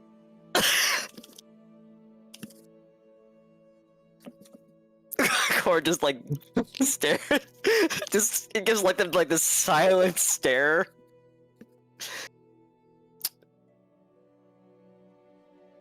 And I think he just says, "I'm sorry." There's this awkward silence in the air. I've clearly caused them pain. I've done a D4 psychic damage. They're an adjutant, you can't really expect much else. I mean, we're always welcome to set higher standards and continue to be disappointed. Anyway, I'll keep that in mind.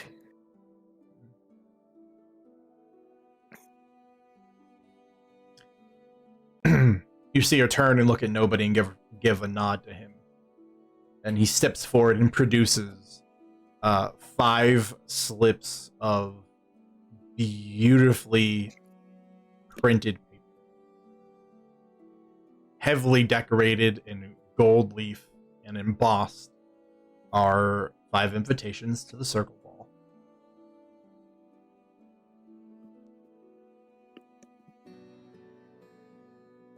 Yelena will take one, look it over before tucking it away safely.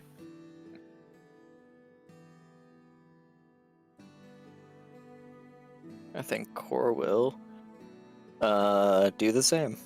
Yep. Look at it and almost be like Charlie with the actually works. golden ticket. Grandpa, I Hubble. got it. Hubble will take both his and arrows and stow them away. Be careful of the man in the trench coat outside who's gonna want you to like go in the ball to like steal those gobstoppers.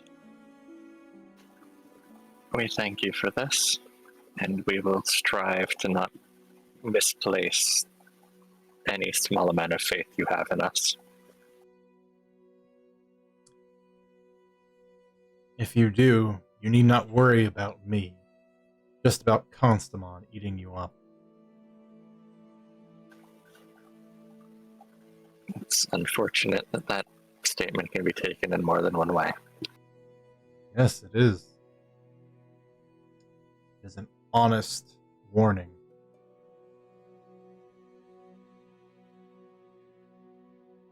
And if a piece of advice. This meeting at the Circle Ball is just the proclamation of war. This will be long and protracted. Don't do anything stupid or hasty. You will not beat him in a room filled with some of the world's most powerful individuals. It is a place of neutrality, the Circle Ball. Speak, do not fight.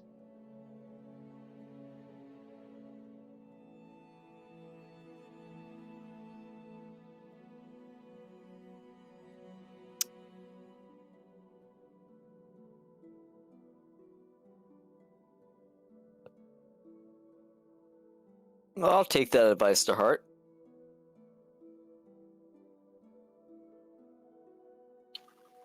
I don't believe we'll be the ones starting any fights, and I imagine that he's intelligent enough to not do it either. Or at least not do it in a way that can be noticed by others.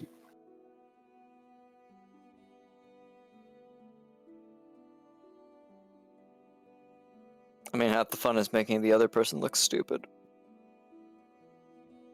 But I believe we've taken up enough of your time this evening.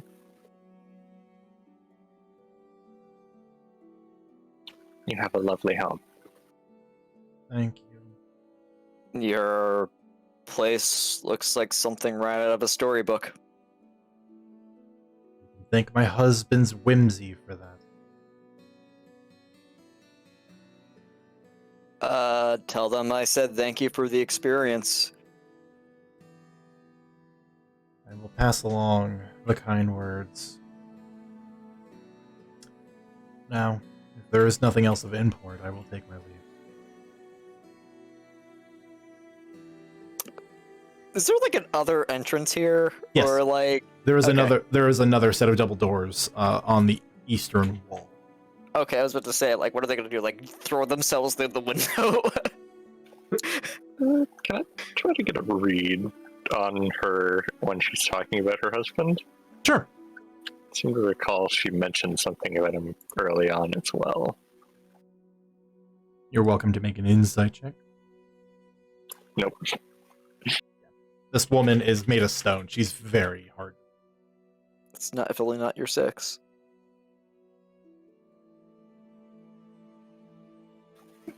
Yelena will stand up and give a small bow.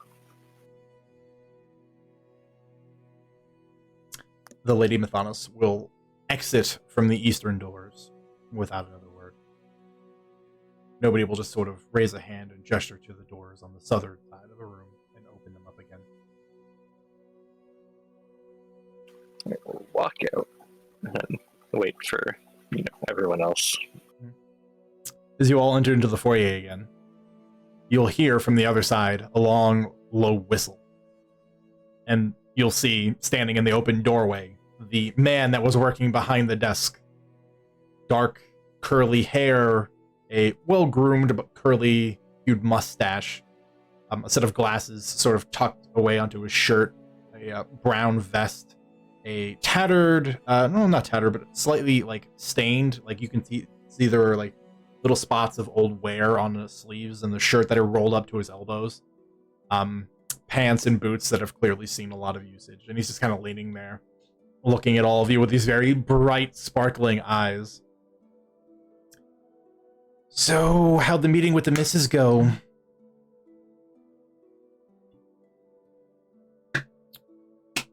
She's a fun one, right? Quite pleasant, Work well. actually. Yeah, we got what we wanted. I'm happy with it. Mm-hmm. Color me surprised. Guess she was in a good mood tonight. What is the color of surprise? I can show it to you, but you might knock you unconscious for a couple of days.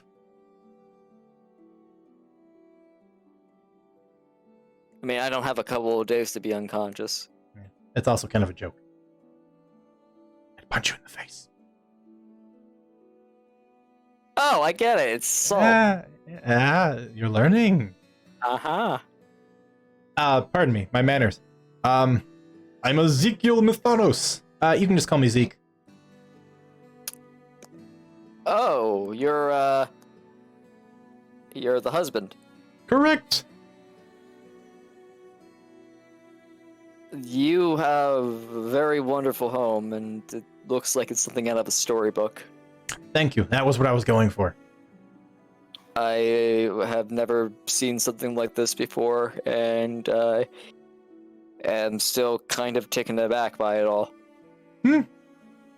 Well, there are some advantages to being one of the most successful treasure hunters in the world. Wealth happens to be one of them, although I care little for it. It does have, this on top of it. It just sort of waves to the manor. I can see why she described you as whimsical. Yes, we're quite opposites. A lot of people constantly ask how we ended up together. I still don't know.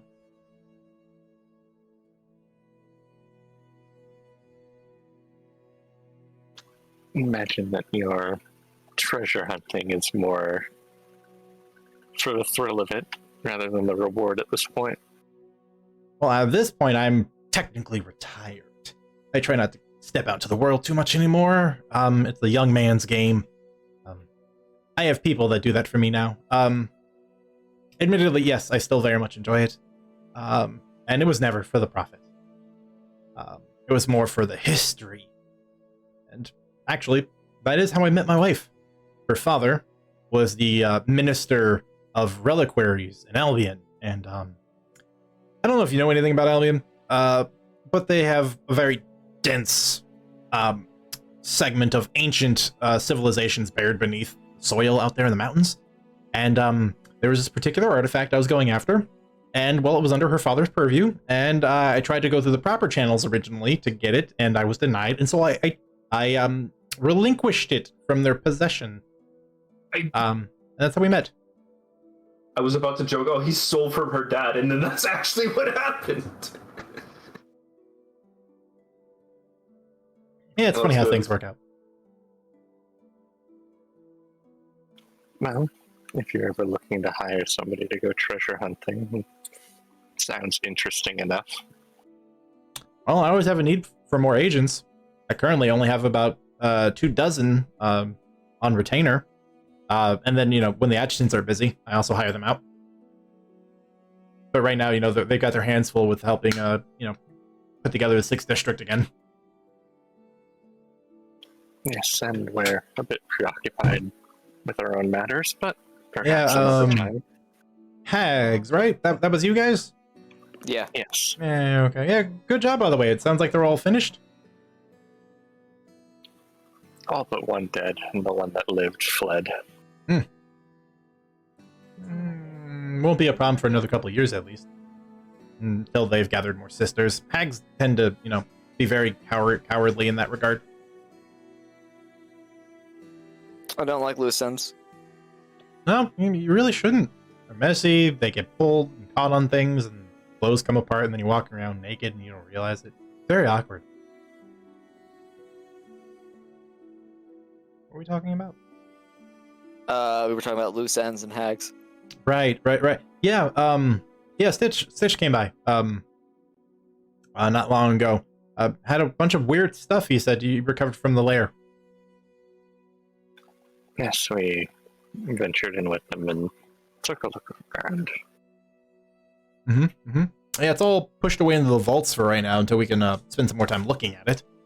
But hag magic, never good stuff. Always really weird and creepy and filled with body parts.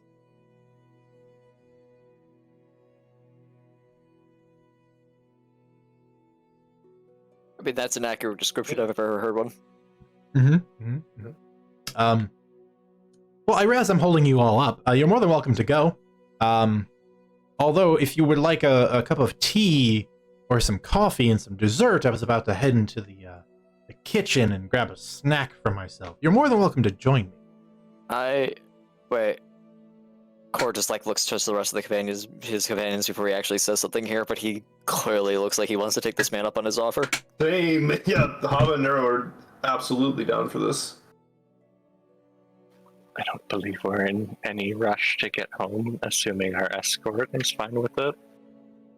She looks at nobody. Nobody is fine. Come along. Nobody just kind of silently nods. Core just looks at him and says, I bet you like flan. I don't mind a good flan. I won't lie to you. That was towards nobody. Or did he just say that? He just answered for nobody. He answered for nobody. Core looks at nobody and just makes the cat having the knives pointed at their face meme. Come along. I've had Howl working on something for me for dessert for the last 2 hours, so I'm really excited to see what it is. Howl's one of our home guards, by the way. The fine chaps in the purple armor? Yeah, he's been working for me for years, but he always loved to cook. He always trades shifts so he can sneak away into the kitchen and aggravate our head chef. Very funny. I love the relationship. He's a good kid. And by kid, I mean adult.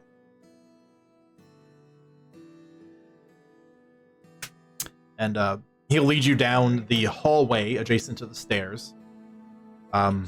Through the small portal that enters into a large dining room.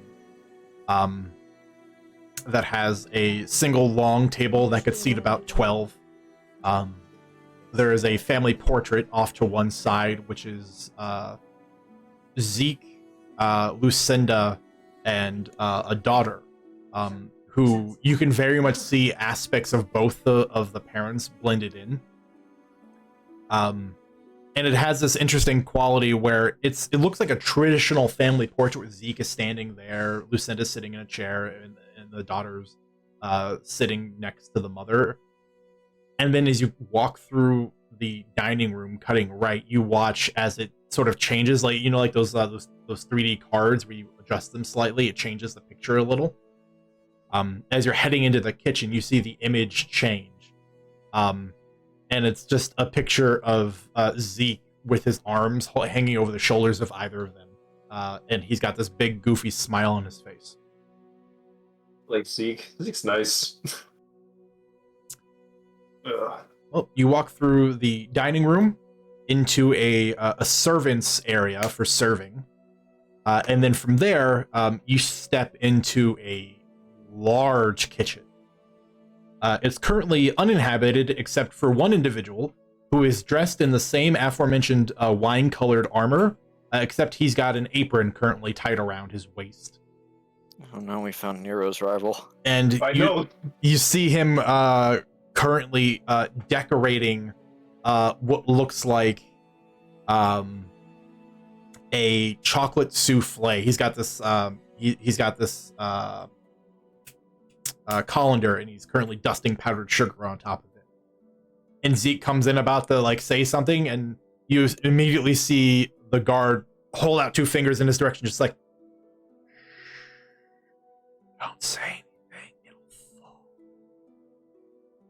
And then he kind of scooches everyone back out of the kitchen into the serving area. My yeast is rising. Yeah, sorry about that, boss. I just didn't want you to come in there and ruin his dessert. When I serve it to you, it'll be fine. You can talk normally then. But until then, stay out of the... Oh, delicate. I'm excited. So I have some guests. You should be able to accommodate them. And he kind of looks over. Yeah, I guess I can handle that. For the rest of you, I'm gonna have coffee personally. It's been a very long day. What about the rest of you? Coffee, tea, juice, maybe something alcoholic, spirits even. He's fine for me. I'll just take some coffee. You know what? Surprise me. Have a glass of wine if you have one open. You have a preference for where the wine came from? White or red? Sweet? Bitter? A lot of choice. Red from Cartour, if you have it. Ooh. Al, you can find something, right? You see the guard nod. Yeah, I can go down to the cellar and pull something out. All right, just all of you grab a seat. I'll get stuff ready. It'll be a couple of minutes. You just see Zico. All right, well, I guess we went too far. Back to the dining room. And he marches towards the far end of the table and takes a seat at the head, and he just sort of haphazardly gestures to the surrounding seats. Go on, grab a seat, make yourself comfortable.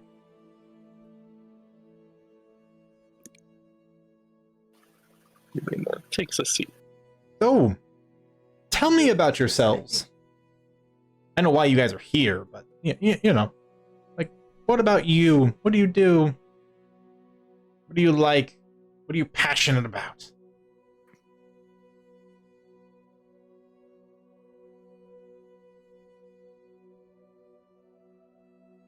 I like games. Oh, kind of games. I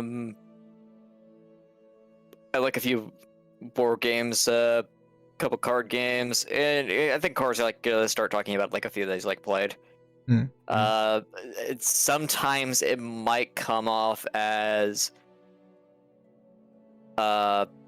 maybe a little childish, but he clearly I guess he's just comfortable around this guy just because he's just he's literally Willy Wonka to him. He's just I'm world of imagination. Yeah, there's a little bit of Gene Wilder in Zeke for sure.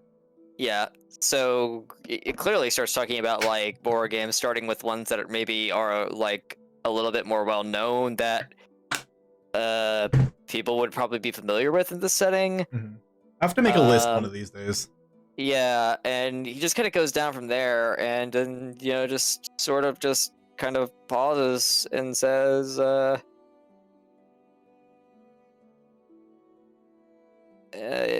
matter what, I always just find myself kind of going back to them when I've got a moment, just genuinely enjoyable, but I don't really have people to play with them.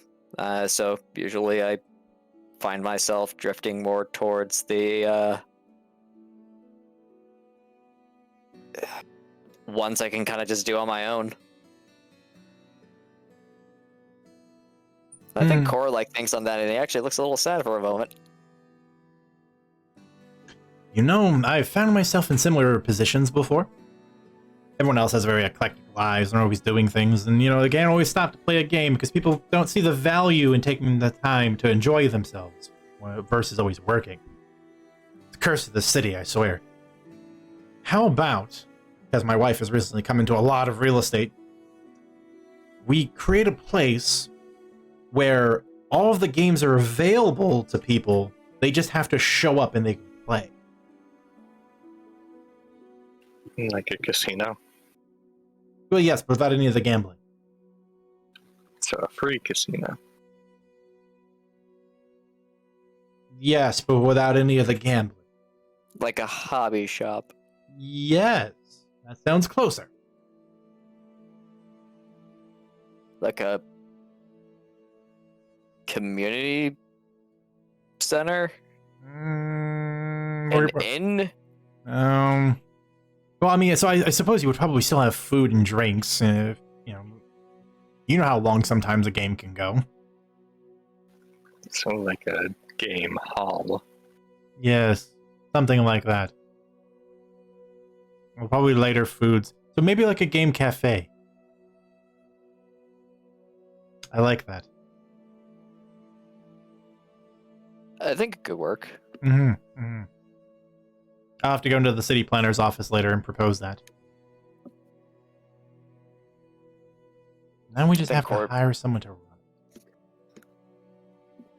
I think Cor looks at Yelena or Habanero for them to just speak now. I think he kind of shrinks a little bit into his chair when he realizes he's kind of gabbled on a little bit too much about almost nothing.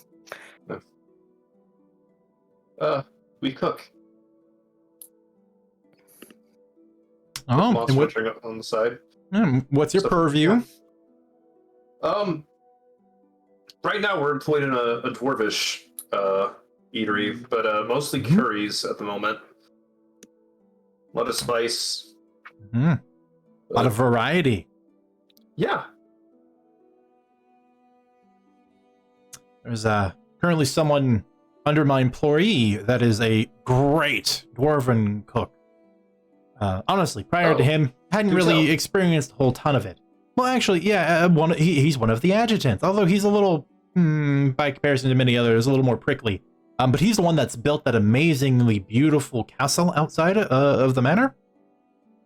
Really? And is responsible for most of the upgrades on the house. Yes. In his previous life, he was an architect and a city builder for Utgard, the capital, where the dwarves live over on Kondrasa. But politics and stuff. Dwarven culture is very, very brutal. He ended up coming over here, ended up joining the adjutants, and we had a need, and he decided to fulfill it. Anyway, yeah, he's very good at. He's got a brain for knowing where things belong and how things go together. So much like building a structure, he knows how to build a good curry. So, yeah, if you ever see him, hard to miss. Dwarfish, darker colored skin, this really pretty, strawberry blonde hair. It's very wiry, hard to miss. His name is Garrick. I find most people call him Garrick, but the adjutant name, he goes by Slag. Oh. Okay. Yeah. But yeah, definitely talk to him if you ever run into him. Again, sometimes a little prickly, but I'm sure if you can bring up that commonality, he might open up to it a bit more. Yeah. Good to know. What about that Hal guy? Hal. Hal's a lovely individual. He's been working for me since he's been 18. He was hired on as a guard originally, and except we kept finding him sneaking away into the kitchen all the time, aggravating our head chef. And eventually we found out he had a bit of a knack for it, and so we just kind of let him do it now all the time, even though it aggravates, our cook. But lovely kid. Yeah, honestly, from my understanding, he has no background in it whatsoever. He's just got a love for it. Likes to experiment. I just give him ideas, and he just turns it into food. It's actually very wonderful. That's what tonight's dessert is, actually. I just told him a bunch of thoughts I had, and he's like, I can make that into food, probably. I like that.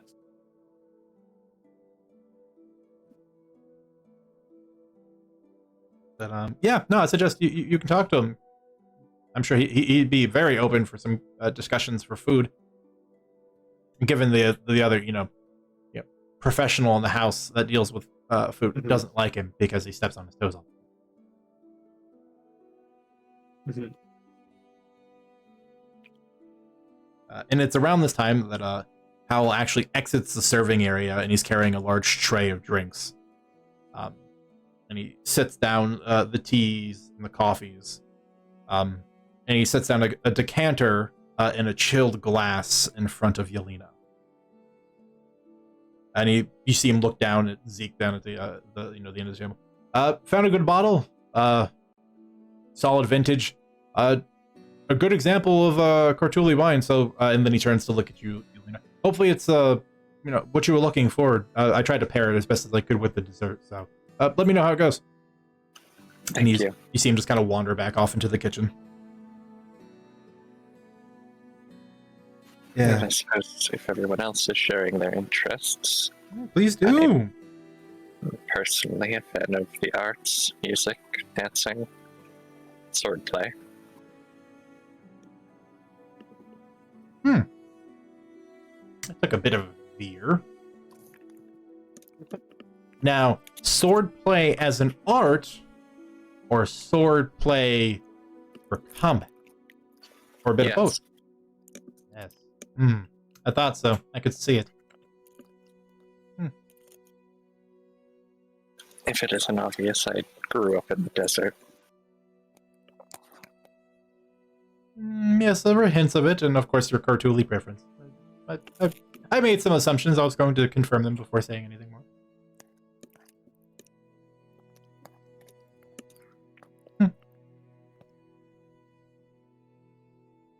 Well, you lot are all very interesting.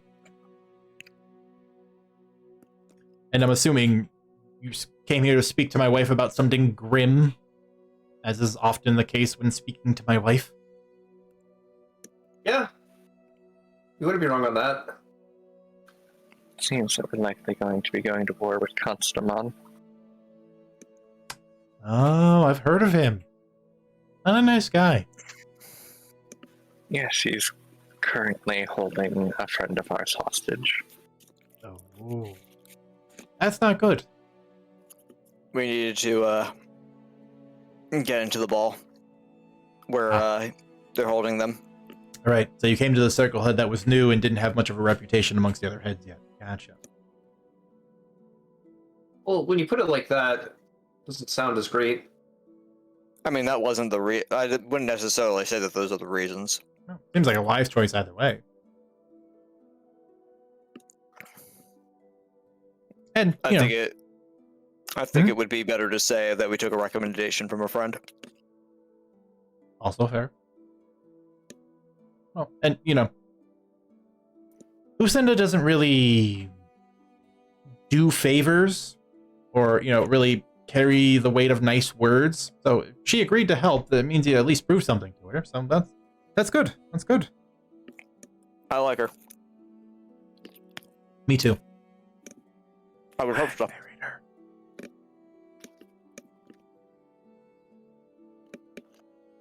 Oh, that's a whole other story for a very long time.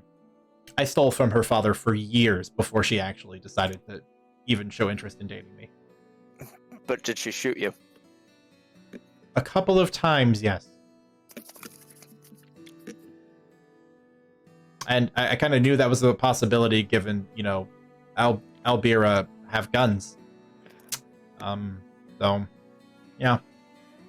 I think after he says, "Yeah, I've been shot a few times," I think Cor just squints his eyes at him, contemplatively. Yeah, I'm assuming I figured this was ongoing at some point during the sit down and conversation. So you just hit me with 2. Okay, sure. Let's go with maximum HP. Compared to.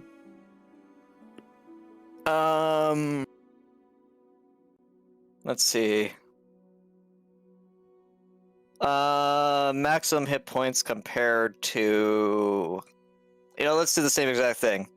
Let's compare it to the fish devil. Inferior.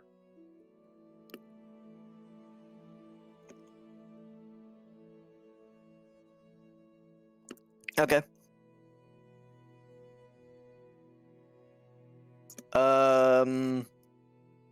What else would be interesting here? Let's go with proficiency bonus. I have no one else to compare this to other than the party. I'm going to assume that he's superior. It is superior. But this will mark that I at least have him down as proficiency bonus. Yep, as a reference. Yeah. I just don't want to I don't know. I just don't really like the idea of staring at someone for multiple moments to just continually just tagging them over and over and over. Mm-hmm. You know, you can talk to them too. You don't have to stare at them. Yeah, interacting. I mean, I know, but it's just funny to me. I just have the mental image that I can't get out of my head. So I just imagine that Core always has to I have to stare at you suspiciously for a minute and be like, Core, what are you doing? I'm reading your power level. Don't interrupt me. What's the power level of this souffle? Oh. Speaking of which, you see Howl exit the souffle in tow. Although I guess conservatively it was called a souffle. It's very large. It's close. It's closer to the size of a cake. And he very delicately walks it out. He's kind of walking on his tiptoes. And he sits down in the area between Zeke and whoever's on Zeke's left. And then he reaches forward with this long, slender knife and he kind of cuts into it. And you watch as the top kind of gives a little, but then as he cuts it, you can just see the steam waft out. And he cuts a slice out of this. And it's a weird amalgamation between a cake and a souffle. Where it has a lot of interior, but it's so unusually light and fluffy. And then he'll start cutting it and serving onto plates, to which he will then take some syruped strawberries slices and put it over top, and then put a dollop of whipped cream on top. And then he will serve each plate to everybody. You're lucky I bought cupcakes. I'll be right back. I'm so hungry. Sorry, I apparently do this to players a lot. Me and food are a thing. Look, Getting hungry. you are just very good with description. It just happens that you're describing very good dessert. I'll be right back. I'm going to grab one of my cupcakes. Yeah, it's hey, you guys opted to stay for dessert. You knew this was coming.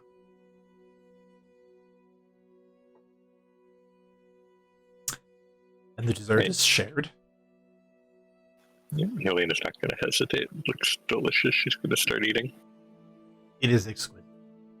With a little hint of cinnamon and chicory. So it's kind of got this nice undertone spice to it. With a very obviously rich chocolatey flavor. Chicory's weird. I tried using chicory root for a coffee substitute, and it's just something about it. Yeah, I've seen that. I've tried it before. I could see why people say it makes an okay substitute, but I have found that using it in coffee is actually great. It makes it feel Christmassy. Mm-hmm. It's got this good floral addition to it. Big fan. I also put it in my barbecue rub. Ooh. Also been a pleasant surprise. Yeah, like I said, you will all each be given a plate to enjoy with. Elena, the wine pairing is actually pretty good. The flavor pairs well with the rich chocolatey ness of the cake, and then the strawberry and whipped cream helps cut all the stronger flavors away. It's pleasant. It's very pleasant. And you sit there and kind of enjoy. Zeke sort of silently just is absorbed by the dessert for a few minutes while he's eating. He takes he takes very a meticulous amount of time creating a really perfect forkful, and then when he eats it, you just see him eat it, and then a smile creeps over his face, and he just kind of exhales very deeply as he's enjoying it. One of those people that's got to get a little bit of every single part of the dessert Mm-hmm. in at once. But then after a few minutes where people have had a chance to sort of savor and enjoy, he pipes up again. Yeah, no. How really, really quite good. This is a masterpiece. Honestly, best hire. I can't say best hire. I've had a lot of best hires. Wonderful hire. Would hire again. I am back. My cupcake is mocha espresso. Makes me wonder how good he'd do in the kitchen if he wasn't wearing armor. I think he'd be way better than he is already because he pretty much cooks exclusively in that armor. There's nothing wrong with cooking it on it. No, there isn't. Nero says as he sips coffee. It's very intense training. I mean, you stay in shape and you sweat out excess water when necessary. Can we get that music playing from Dragon Ball Z where Piccolo is taking off his weighted armor? But if you're interested in odd trinkets, I do have a deck of divining cards that we took from the hags. Would you like to look it over? Let me finish my dessert first.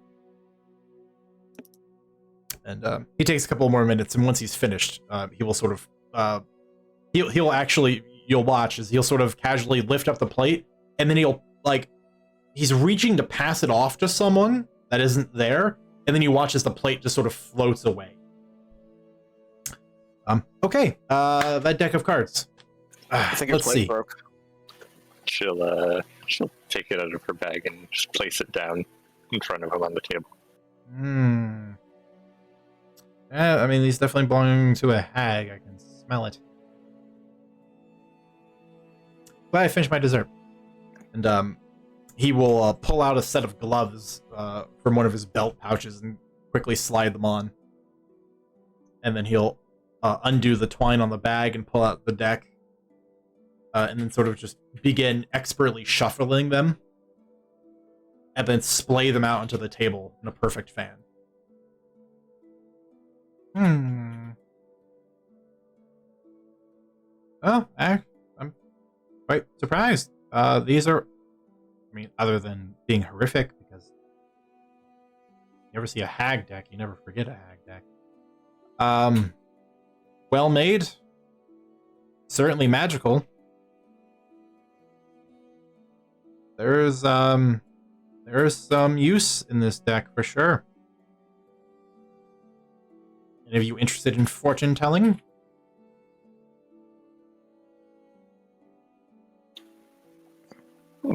It's interesting. Well, if you have the stomach for it, this deck can, it can tell you some results about things. Plans for the future. About a day in advance.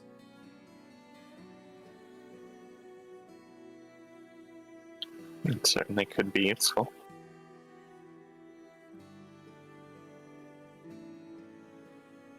Granted, I would suggest immediately making a new card for yourself. I mean, not for yourself, just your own card, and adding it to the deck. It tends to break the weird juju from the previous owner.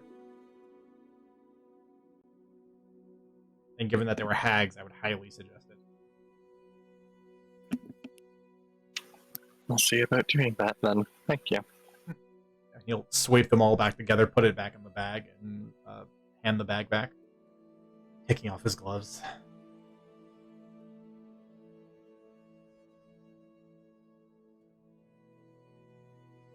If you're interested in more things, I have a pair of, well, they were decorative scimitars that I liberated from a certain individual back home.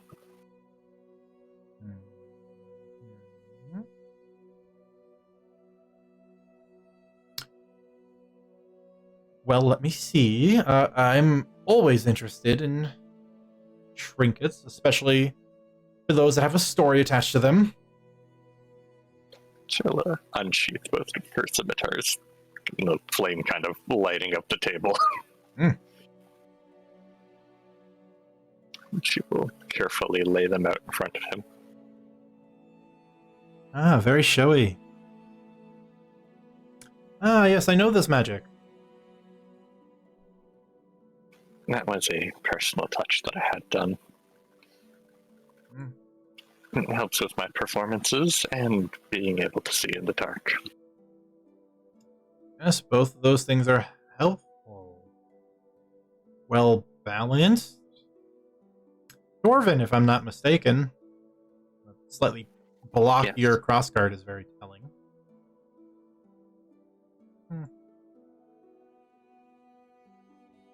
You know, I do sense there's something else in here. How long have you had these? A few years now. You've probably been through quite a lot, huh? It has been an ordeal, I suppose. Though the worst of it was when I grabbed them. Wow. Now, I don't know what you really believe in terms of magic or how the world really works, but as someone who's seen a lot of treasures and a lot of artifacts from bygone eras, items tend to remember things almost as well as we do. And he very carefully will hand the scimitars back. They remember everything you've gone through. There's a spark of magic in them. One that wasn't placed there. She raises an eyebrow at that, nods. Let me put it into... It won't be simpler. Let me explain it in a slightly more flowery way. You have the beginnings of what many relics of history started out as.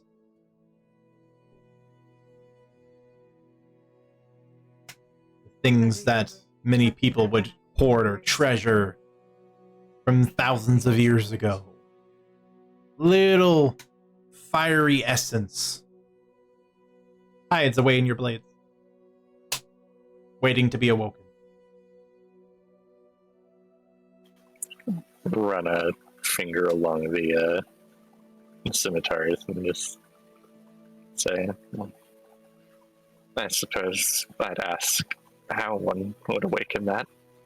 But I imagine the answer is to continue doing what I have been doing. Well, stories are all different, and how people get there are always different. But in my understanding, those little essence sparks, they're looking for something to imprint on. A significant trait or feature. They're waiting for a defining moment. So when you find yours, they'll find it for you.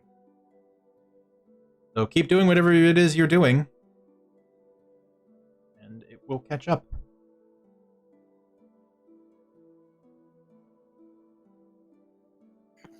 She'll sheath them again. Thank you.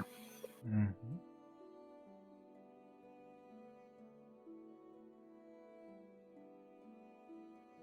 Does anybody else have any other shiny baubles for me to look at? You know what? Sure. Cord just unclasped the prayer beads. Okay. People very gingerly take them.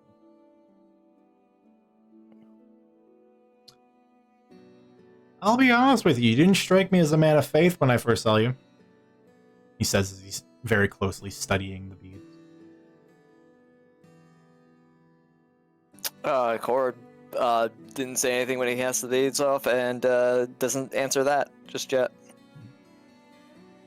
He continues to spin the beads on the thin chain. He's kind of inspecting each one closely.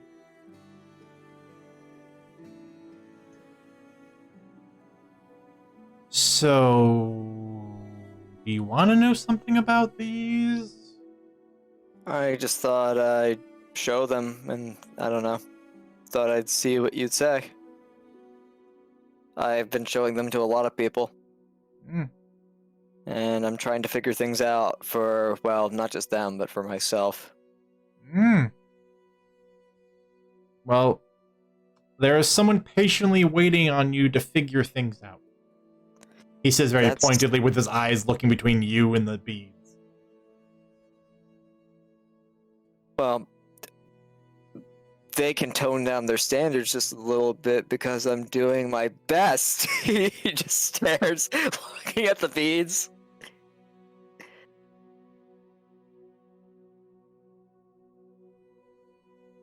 Well, when you manage to rise to the occasion, they'll be able to help you more.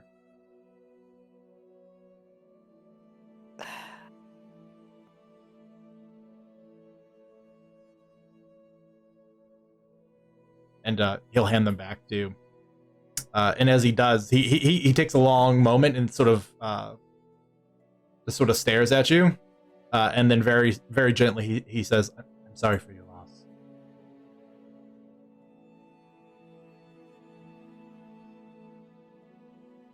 She's still here with me. I think I'm okay with that. Thank you, though. Yeah, and between me and you, Mhm. keep her with you for a little while longer if you want to. Now is not the time to die. Afterlife is a bit of a mess. Between you and everyone at the table. Oh. As in, specifically at this moment, it's a bit of a mess. Has been for like 2 months.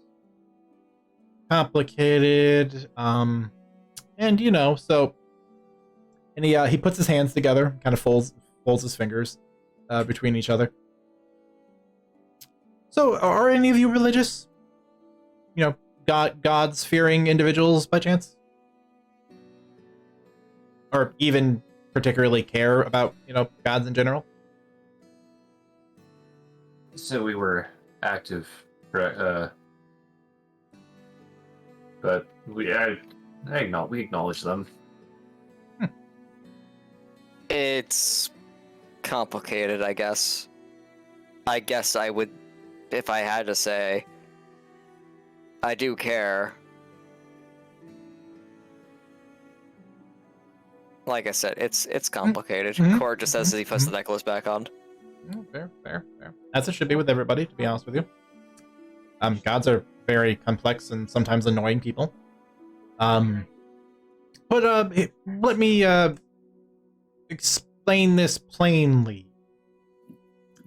Not that long ago, for gods at least, for us again a couple of months ago, about a month prior to the big old tournament that happened, the hunters had an altercation with a bunch of very terrible entities, in the upper planes that we can't see or really even possibly fathom. And in the best possible way to explain it, they were killed. Oh. Yeah. That is if you believe me, of course. And of course, most average people aren't going to know about this sort of thing. I'm involved in some stuff. Anyway, they're dead. So now when you die and your soul separates from your body, the transition doesn't really exist anymore. So you just kind of wander into the ether. And by the ether, I mean scath, where all the souls, use that as their place of transition. And, well, without the hunters to help keep things, reined in, souls are getting lost very easily, and there are a lot of lost angry souls grabbing other souls during their transition. So basically, it's easy to get lost and never actually find anything and just stay miserable for the rest of your eternities. So don't die. Right. Yeah. So nothing's gonna change if I die. Oh, that's supposed to be a very morose joke. I see. Yeah, it's trying to lighten the mood. Yeah, ha ha. Ha ha. No, but seriously, don't die. Okay. It would be terrible. And unless you know people that can casually walk in the scath to go find you, you're probably going to be lost forever. Until a new god of death shows up, whenever that's going to happen. You'll need his eyes just very subtly flip towards the twins before focusing back on him. Yeah. It's not great there. Oh, you've been. We're an extended resident, you could say. Have you visited recently? Well, it was about 2 years ago. So when we got out, not more so visit, but we're kind of just stuck there for a while. Right. Well, don't visit anymore. It's terrible. We didn't plan to anytime soon. Good. Yeah. If you were there before, it's worse. If you could imagine that, it's worse. Like, your soul will be rended from your body, and then your soul will be rended into pieces. Yeah. Don't go there. That's a bad thing.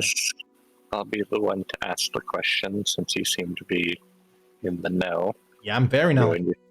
You and your wife certainly lead interesting lives. Absolutely. Ask away. What exactly could kill a god? Ooh, that's a tricky one. Well, the easy answer up front is another god. I think that's a very quick leap one can make. Let's see. Historically speaking, there have been a couple of artifacts capable of it. The first assassin's weapon is capable of it. There was rumored to be a plant that once grew very long ago, millennia upon millennia, that when distilled correctly could create a poison that could kill a god.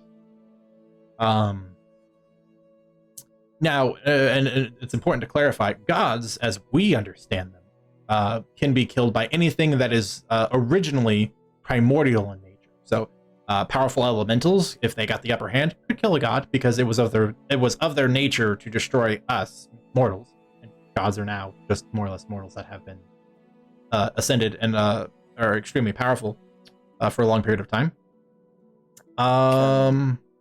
Does that mean dragons? Absolutely. Dragons were actually the original god killers. Huh. Yeah, I mean, well, yeah, the first dragons, primordial dragons, the colorful ones, were made as war machines to essentially commit genocide. That was what they were made for. Yeah, I was told the red ones like to eat halflings. Historically speaking, I don't know if that's accurate. I think they just didn't care. I think they just ate everybody. Or ate your ashes, one or the other. Or soup, or whatever they turned you into. It really depends on the dragon. Okay. Yeah. Yeah. But yeah, fair point. Dragons also on that list of things that can kill gods. I say, yeah, there's a number of artifacts capable of it. You got the poison, things of primordial nature. Now, if we want to actually do some hypothesis on ancient gods, the original primordial gods, well, I actually don't think any of them could actually be killed, contrary to what history says. I think they could only ever be have enough of themselves destroyed to the point that they could be. I still think they're all alive somewhere. But that's just me.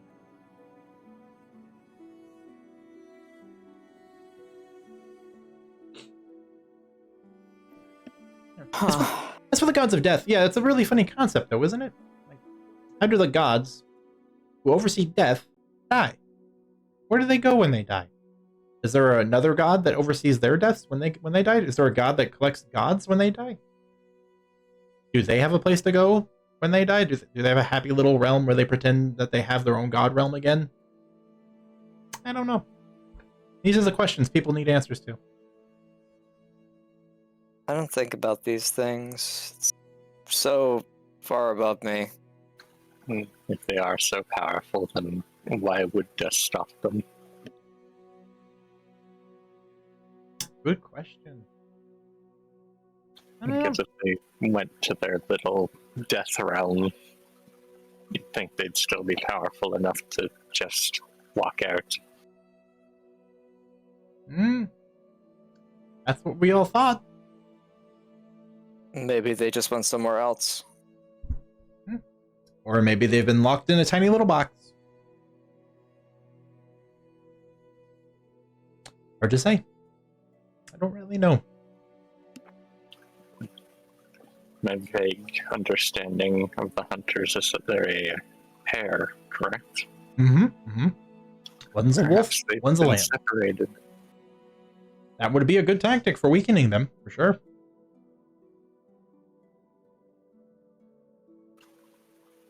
Either way, I doubt that we'll reach any reasonable conclusion without, well, expending resources that we don't have. Especially over dessert. That's definitely second dessert talk, for sure.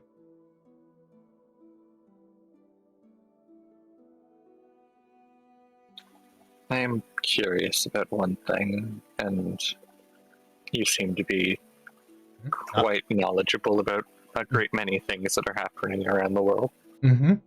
I talk to people and things and spirits. Go on. Pauses a little bit at the last one, but says, "Are you familiar with the Big Six?" Hard not to know them. They have a name like the Big Six.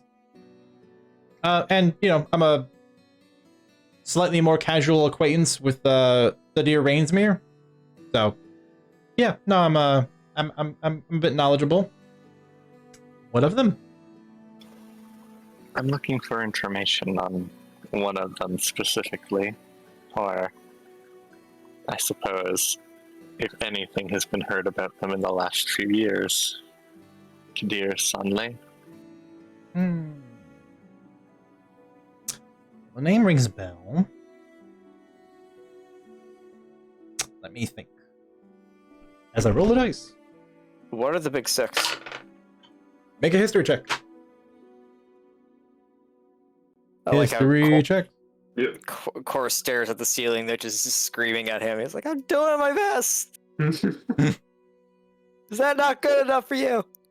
No, do better. Okay. I don't want to use inspiration in case I need it in the next 40 minutes, though.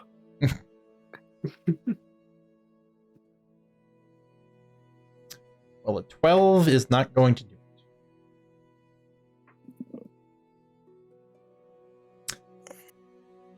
it. You see Zeke ponder. He takes a couple of sips from his coffee. And then he sets it down. Well, I don't know the individual personally, but if I recall correctly, there has been some mention of the name. Some businesses, a couple of businesses of theirs have recently come into the city. That's about all I can remember. Other than that, nothing super poignant or of detail. Just that, yeah, they've got some holdings in the city now, whereas they didn't before. and there was Rainsmere not being overly enthusiastic about that. Didn't have very high opinions of the individual. I feel like I need to clarify. Core actually asking what are the big six. Oh, was you like asked out loud. That was completely in character, which is Oh. why I made the jokes with the ceiling screaming at him. Gotcha. That's funny. Wind back. Well, yeah. The big six are the generals that head the army of Utgard, the Dwarven capital. They are of the most powerful and influential individuals in Dwarven society, basically.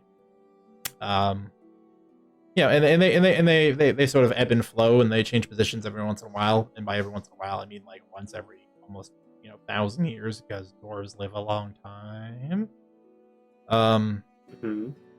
But yeah, no, that's basically it.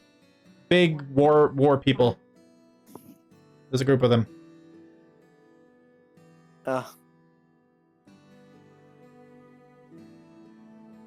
Core kind of like looks at Yelena here, like a little curiously, before like looking at the looking at our friend. Before just kind of going quiet. Name is Zeke.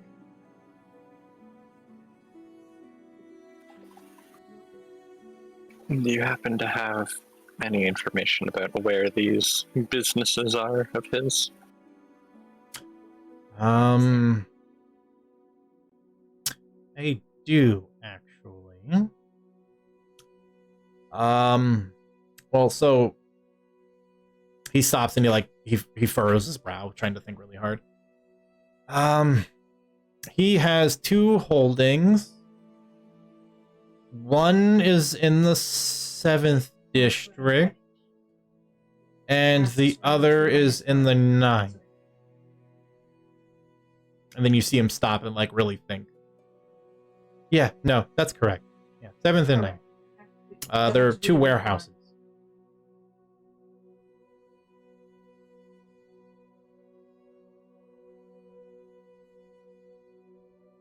Let's see, that's very helpful for me. Glad to help.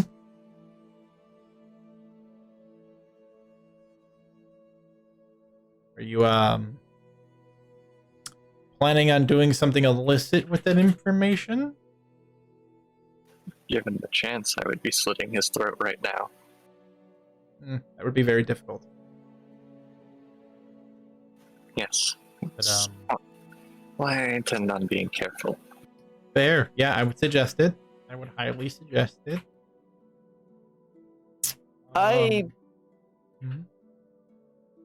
Core kind of like begins speaking, but then like he just kind of pauses, unsure if he should actually say anything. He's just kind of like looking at Yelena. She'll look at you.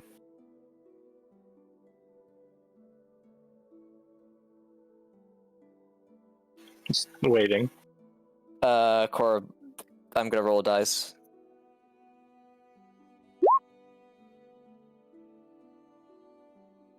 I'll ask about it later.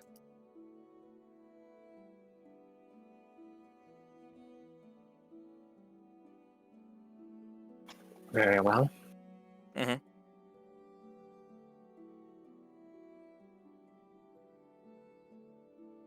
Core just gives a nod at that, because it's clear that he's got an inquiry that he wants to save for later.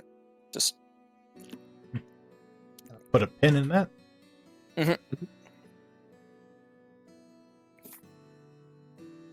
And he just shifts his demeanor back towards looking at Zeke and just lets the conversation continue. Wherever it's gonna go. Yep. Now, it's not any of my personal business as to what you're going to do with what weapons against what people's throats. Just, I'm sure advice my wife has already given you. Don't pick a fight that you can't finish, especially in this city.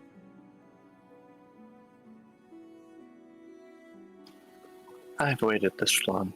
I can wait longer to make sure that everything goes my way. That's the right attitude. And of course, for obvious purposes, this conversation has never happened. Of course.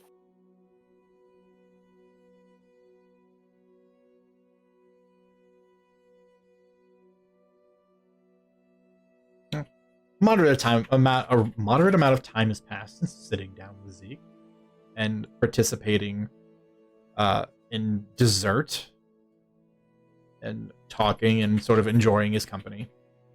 And again, his somewhat kooky but charming demeanor is very easy to be around. You will hear a clock chime somewhere in the house. Oh my, look at me. It's gotten quite late. Well, I, being an old man now in this age, should probably go to bed. Rest of you, are you going to go back into the city, or do you need a place to stay? I believe we can make our way back to the orphanage, the adjutants. The She possibility. she glances over at nobody, who I assume has been standing in the corner quietly this entire time. Correct. Honestly, he looked like a statue. After a certain point, like, he never changed positions. It looked like he even ceased breathing after a while. He just checks out of the conversation. He's just like, ah, too boring. What else is on HBO?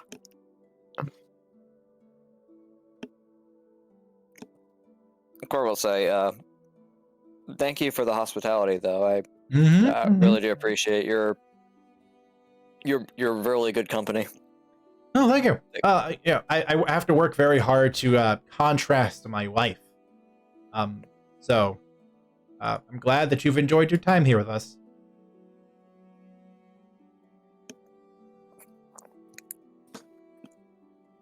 Yeah, I've enjoyed the time here with you, but also the meeting was also pleasant.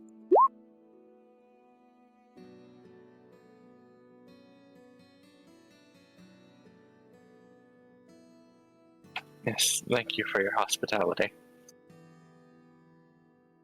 And compliments to the chef. The dessert was delicious.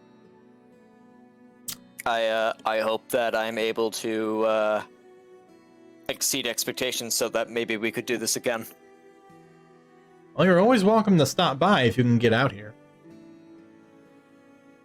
It's not a casual day trip from the city if you don't have the leisure of a very polite and patient escort. And he smiles at nobody in the corner.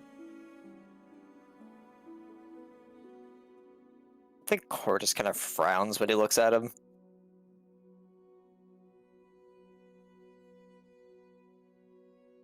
You all ready to go now? I believe so. I think so. Then please follow me back to the teleportation circle. Cor just approaches. Then I think just says, "You're all okay, but just standing there the entire time." Yes.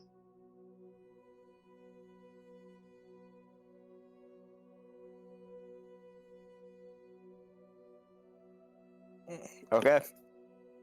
I appreciate it. As she walks over, Yelena will speak up and just say, thank you for this chance, by the way.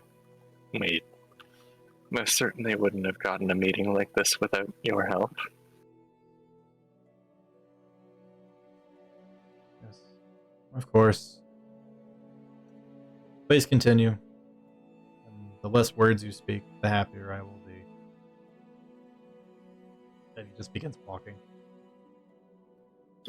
Yelena will walk quietly. Hope to see you all again soon. Stop by for dinner sometime. Cor just kind of waves as he's making his way back. Leaving the candy factory. Yep. When you notice the wallpaper has a bunch of fruit on it. Snozberries, tasting snozberries. Oh no. He's got like a bunch of gnomes that are like painted orange. Their hair is like green. They're working in the walls. That's terrific. Nobody will lead you back out of the estate. It's still guarded actively. You can see that there's a pair of patrolmen that are making their way around the outside. He'll lead you back to the fortified castle, not too nearby or not too far off. Lead you to the small center gate, take you through the courtyard, down the tunnel, through the front doors, into the large open hall, which is sparsely populated now. And he will take you back onto the raised stone platform with the teleportation circle.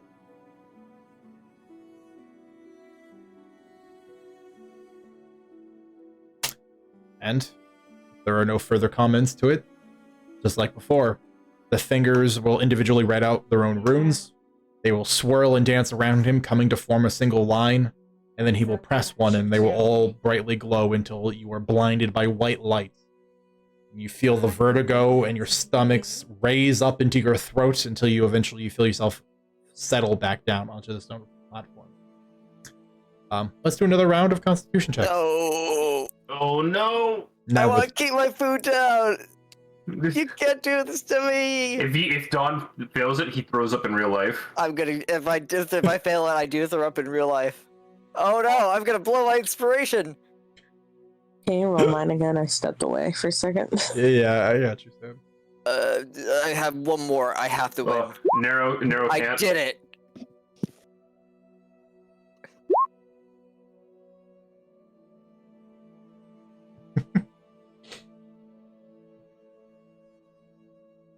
Apparently this time around, it's everybody but Nero.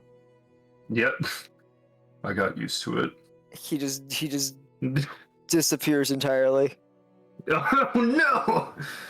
He's lost to the void. We gotta go rescue Nero now. He's in scaff. I told you not to go there. I got lost. Lost in the sauce. You will land back in the large open hall that you were in before, with all the preparation tables and the small armory in the research area. Nero has a bit of a dizzy spell, where again he sort of has to take a knee and close his eyes and breathe through it for a few minutes. The hall, just like before, is empty, with the sole exception of on the far side of the room, surrounded by a 90-degree angle of wooden tables, now covered in numerous metallic bits and bobs. You see there is a gnome that is currently standing on top of what looks like a set of legs made from clockwork pieces. And nearby, there is a large, hulking metal creature with 6 legs, a tail, and a kind of wide open mouth. Kind of think like Dudongos from Legend of Zelda, but with 6 legs. It's smaller than a horse, but bigger than a large dog. And it's just kind of sitting there. And you see the occasional moment where it tries to reach up and eat something off the table, and you watch as the gnome reaches over and smacks it with one of its tools. And they're just kind of making this loud clattering noise in the background. Nobody waits for Nero's dizzy spell to pass. And then once, literally almost like on the beat that it looks like Nero can walk again, nobody turns and begins leaving.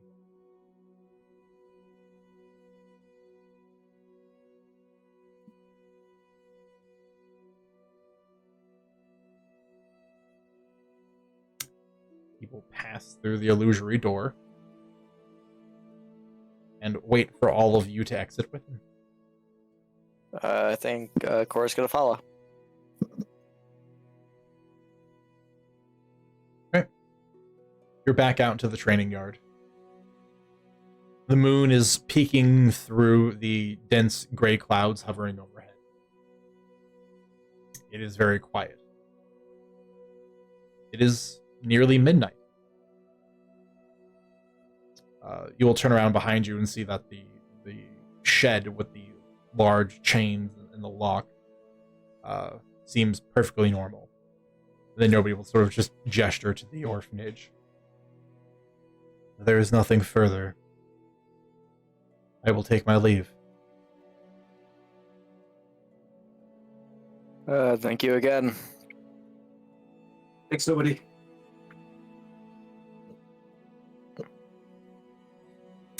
May your preparations be successful for the upcoming circle ball.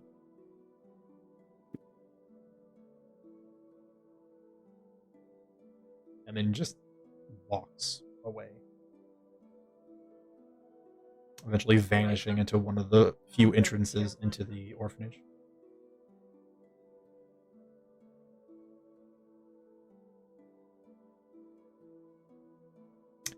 It is closing on midnight. Anything anyone wants to do? Cora looks at Yelena and says, I think we got a few things we gotta talk about. It would seem so. Can we do it in one of the rooms? Sure. Alright. I imagine anyone else is welcome to join us. Yeah. It's just gonna start making her way to the room she's been sleeping in. Cora's gonna follow. Maybe he'll keep an eye out to see who's around on the floor. Make a perception check Alright. as you all head back to reconvene in Yelena's room. You can never beat the 30 stealth check that Umbra has. It is high. Oh, wow. That's pretty good. But not good enough. But you don't notice an Umbra. He's not looking for them specifically, he's just seeing who's around. The only person you see wandering down the halls is Rain with a small candle. She's checking on the kids. Okay. She's just sort of silently padding between rooms. Other than that, she's the only other person you see awake.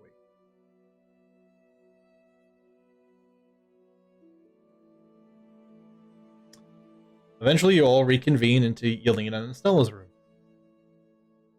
The 2 beds, 2 dressers, the 2 footlockers. It is comfortably warm.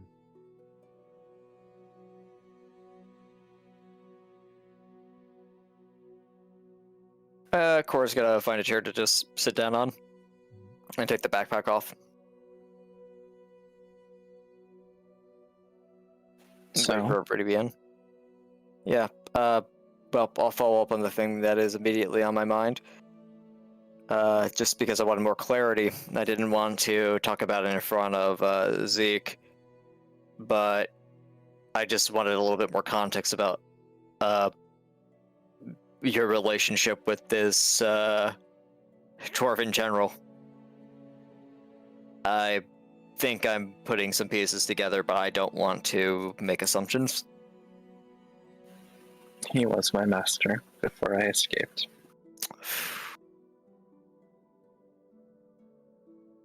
So, this person and Kansaman. Alright. Well, that's not changing anything for me.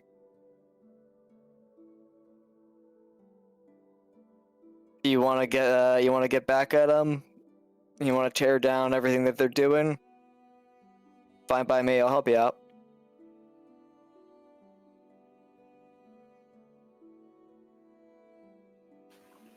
I wasn't expecting to find much of him within the city. I thought the individual that I had seen, yes, today. Yeah, my god, that was today. 5 sessions ago. Today, 3 sessions ago. Might have just been a remnant, but it seems that perhaps he's started pushing some of his influence into the city itself. I made a friend a while back who was formerly being auctioned off.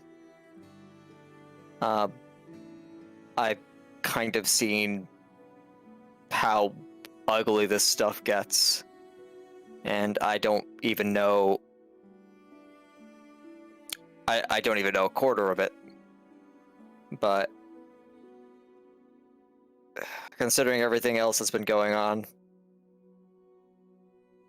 if you're gonna pick a fight with all these things, I just, wanted to just let you know, I'm not planning on backing away from this. You pick a fight, I'm gonna be right there with you.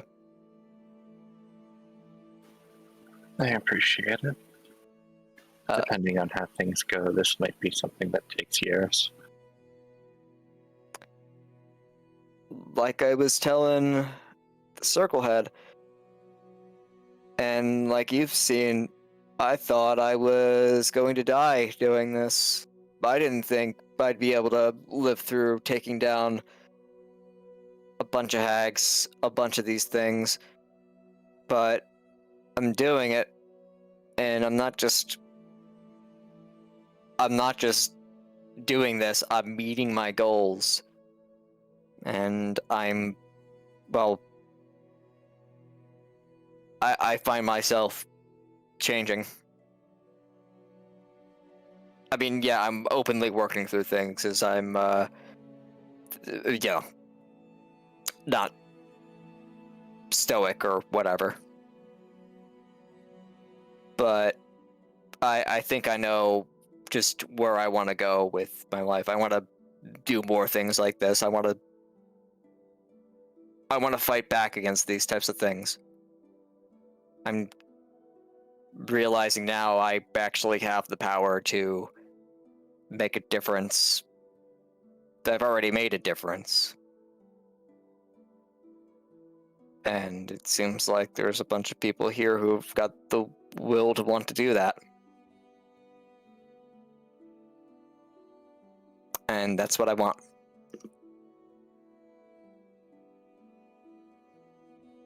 Even if it's only been a week. It's been an eventful week. Uh-huh. So, that's the first thing I wanted to say. I just wanted clarity on this. It's a bit late for this other thing, but I don't think that's a conversation that really can wait here. And it's pertaining to the contents of the backpack. And what exactly we're going to be doing with that.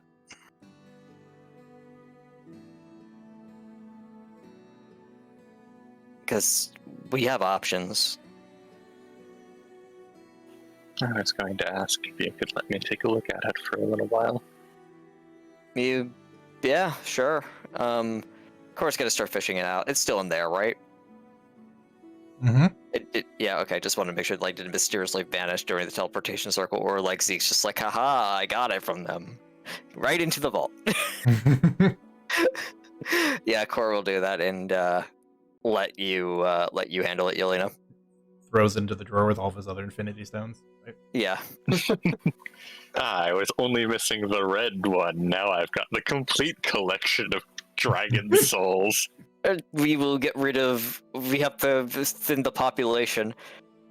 I wish all the halflings were gone. But Yulita will pick up the heartstone, looking it over in her hands. Feeling that strange heat and presence that was there. Mm-hmm. Perhaps against her better judgment, she's going to try to focus on that presence. Ooh. Yelena fucking dies. Yeah. Explodes. She just gets Thanos snapped in place. She just turns to ash. Just turns to ash immediately. Can I see that? Of course, she's either going to a dimension I could never hope to follow, or she's dead. One of the two. What is Yelena's goal on focusing on? What is she hoping for?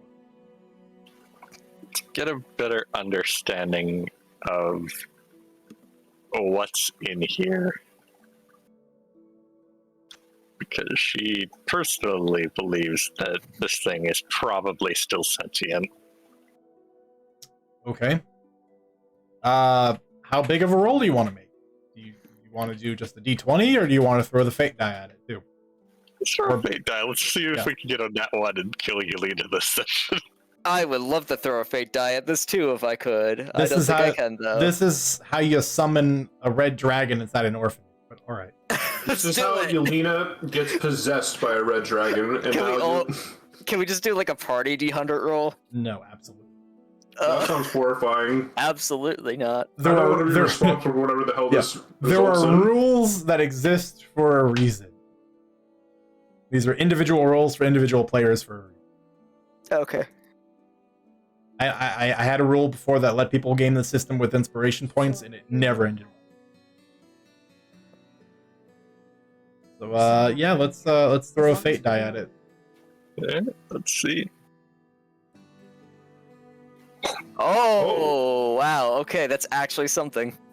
Okay, and then roll me a straight up charisma check. Would I be able to cast enhance ability on myself Sure. going into this? Yeah, you're thinking about this. So you could be deliberate. I'll do that. Subtract the spell slot. And come on, charisma and jack of all trades at advantage. 14. That's not a bad roll. It's average. So in the quiet of the room, Yelena, you take the heartstone into your gloved hands, focusing on the heat that it's radiating, feeling in certain spots of contact where you can tell it's escalating, that it might eventually begin to burn.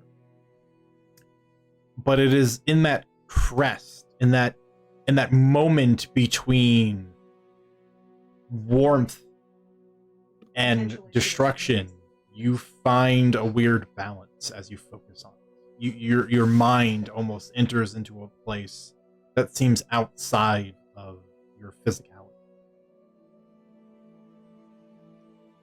And you find yourself, when you open your eyes again, standing in a completely white space. No details around it whatsoever. My god, I destroyed everything. And standing in front of you, at a towering 20 stories, is a glistening red-scaled dragon. Its razor-sharp spines running from the top of its head all the way down its neck onto its back. And you can see in its chest this internal pulse of a glowing light. And it leans down in real close, just so you can see its eye, which is larger than you in stature.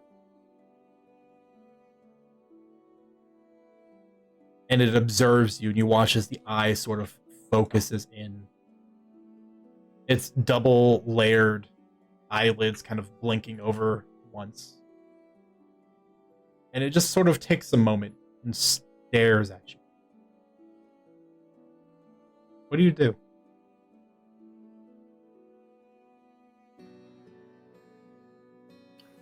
Oh, that's a good question. You- She did not think this far ahead. You wanted this. Oh, I absolutely did.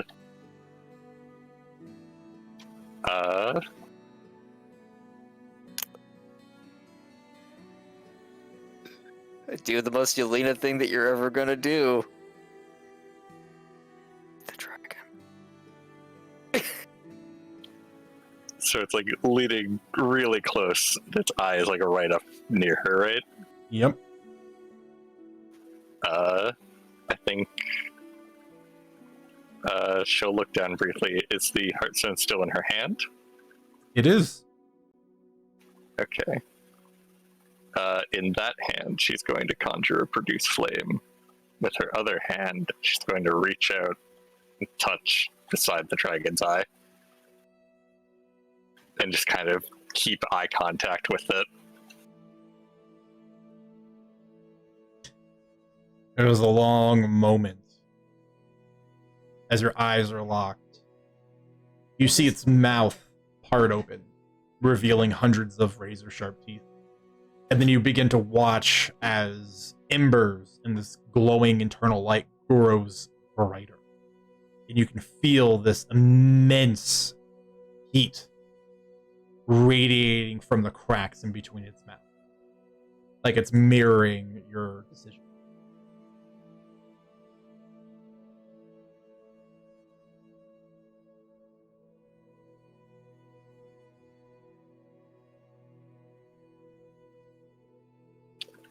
I don't know much about your kind, though I know you were made for a purpose.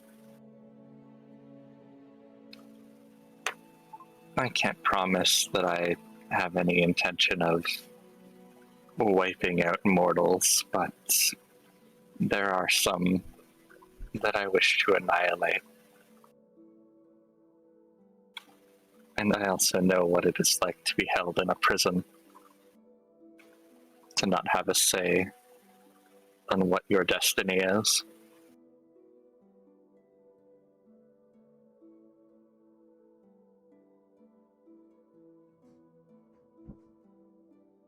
Destruction.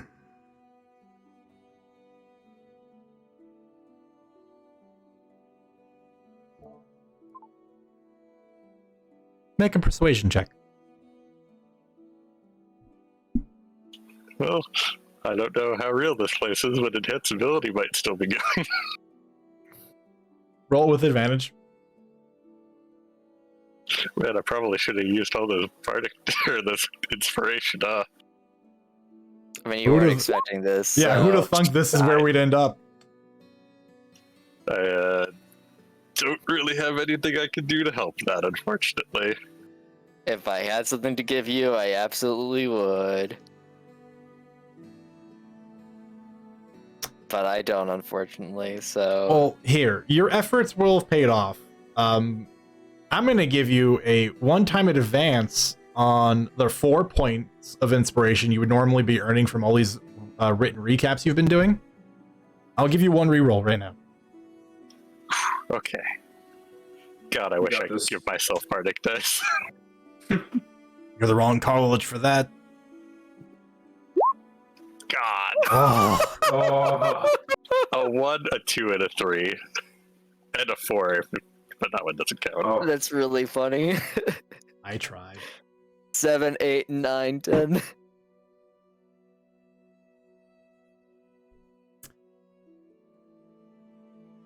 I mean, sometimes the dice like to tell a story. You'll watch as its eye will turn into a thin slit, and it will rapidly pull itself up. Everything around you shaking. And then you will feel it leap into the air and with its enormous wings pull itself up, the sheer pressure of the wing beats knocking you to the ground.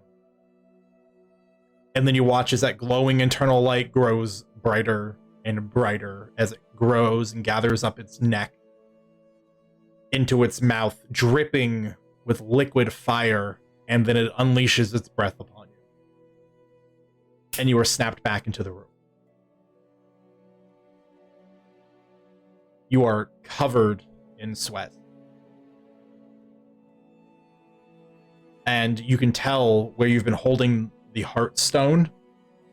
You can pick the hand, but in one of the hands, you have a burn underneath your glove.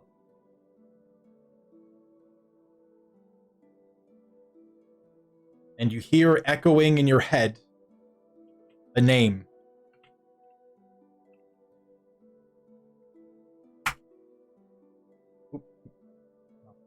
I thought that was Sam actually being like, "Oh wow, this is super hype." No, it's you're tricking me. It's just me, sorry.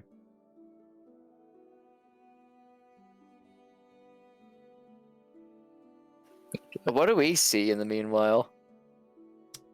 For you, it just seems like Yelena stares off into the distance for a brief moment.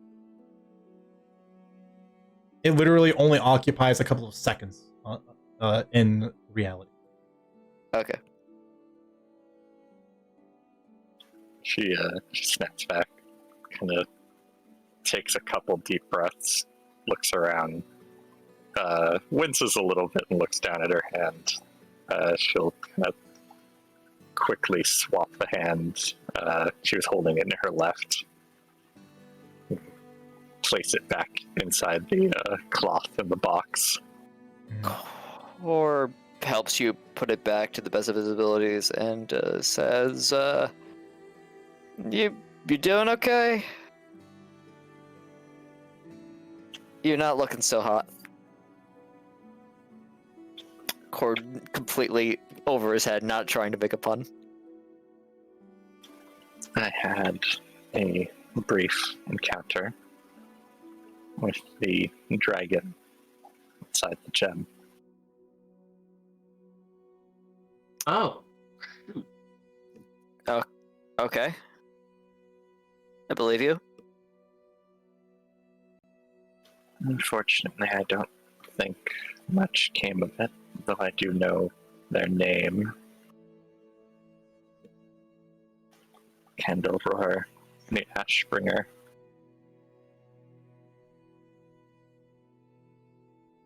She'll kind of quietly take off the left glove, looking at her hand.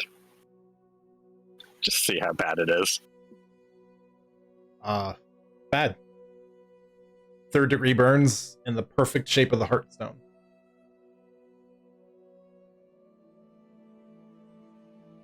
Just gonna use the rest of her spell slots on Healing Word. Kor is going to try and use Lesser Restoration because he doesn't know what it's going to do, but boy, does he feel like he has to try to do something. Sure. Religion check. Sure.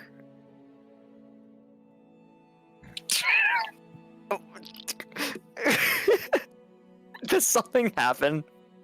The beat explodes. No, I'm kidding. I mean, I'm half expecting, like, literally just Claire's goes here, just backhands him and says, it doesn't work on burns. Well, I mean, I think that explains itself. There was just no effect. Okay. It stays dull. Whether your utterances for help were landed on deaf ears, or simply because it didn't matter. You don't know. He's gonna try one more time. Nothing. I think he's just panicking too hard on this. He wasn't expecting there to just be... He wasn't expecting Yelena to pull back a gross skeleton bird hand. Or something like that, I don't know. It's probably not that bad. Still I mean, bad. it's rough. The Healing Word helps. The repeated castings of Healing Word helps. To at least deal with any of the immediate threat of it. You know, you probably want to maybe swing by and see Star at some point tomorrow. Or else this would be entirely uncomfortable to wield a sword with. Yeah. In the meantime, until you have either spent... this sounds very extreme, but of course the second option I'm going to give you is going to be very easy. Until you've spent a month mending this normally, or until you've received healing of a 5th level variety or higher, you're going to suffer a -1 to attack rolls with that hand. Ooh. Makes sense.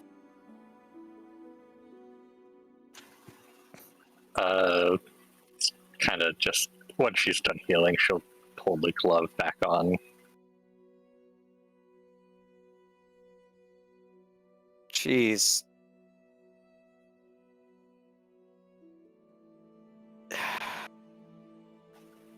She's gonna close her eyes while not holding the stone. Does anything feel different? Just kind of concentrating for a second. It does. It's not dramatic, though. Whereas before, it was an inkling. Now you can feel the presence inside the Heartstone.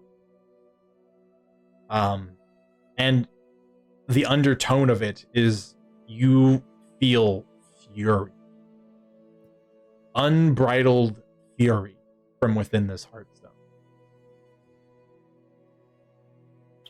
She'll just look at it and say out loud, "I'm not done with you." Core holding holding the bag just seems confused as to whether or not it's being directed at him or the or the thing he's holding. I'm gonna assume you're talking to the I'm gonna assume you're talking to the dragon and not me. Yes. Okay. Well, so much for the conversation I was gonna have.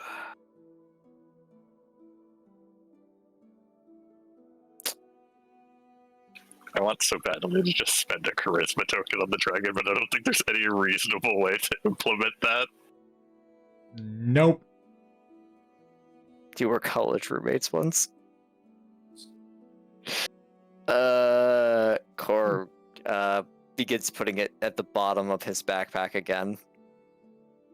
I was gonna say, if we were gonna consider taking Star's offer at all, because I'm not sure of our capabilities of actually being able to deck this thing, though I'm certainly willing to try. It's a lot of money. More money than I could really wrap my head around. Take care of all my problems for a lifetime. Probably all of ours. But also, well, you heard how it was described. I can kind of see the look in your eye. And if your proclamation here is something else, well,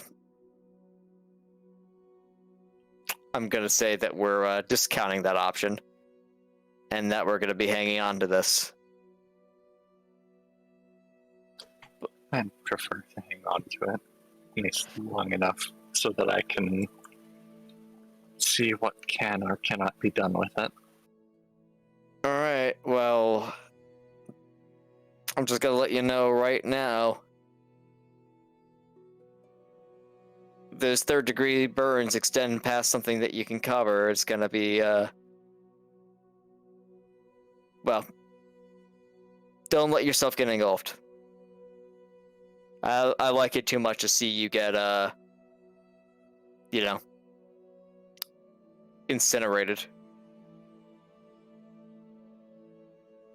If there's one thing that I know how to handle, it's fire. Sure about that. The bird on your hand is giving me a little reason to doubt. But I mean, you're hot stuff. So you know, we all stumble sometimes. Is there anything else that needed to be discussed while all five of us are here?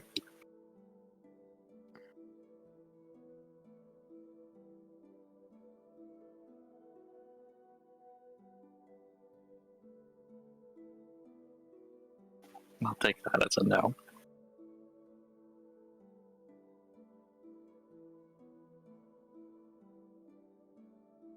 Attica, I got nothing. In which case, we'll part ways, heading next door to your own rooms, and prepare for the evening's rest. Well deserved in this otherwise jam-packed day of things to do.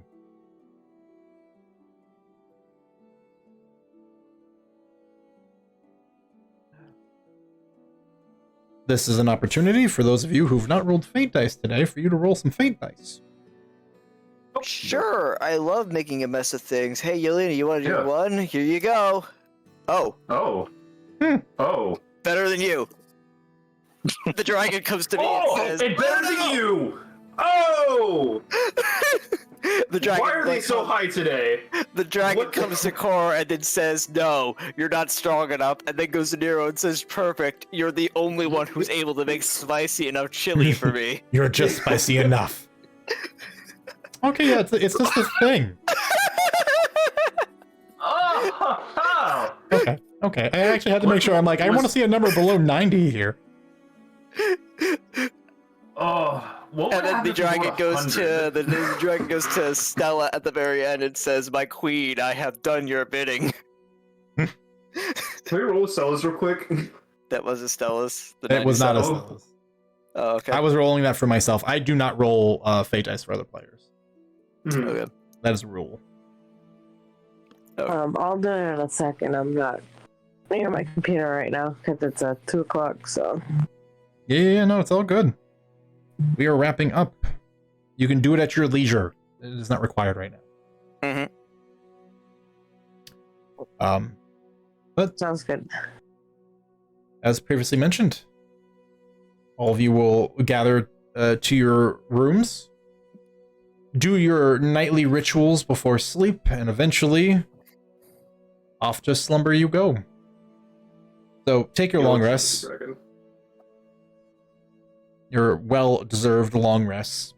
I will come back next week with the results of these wonderful D100s for you guys.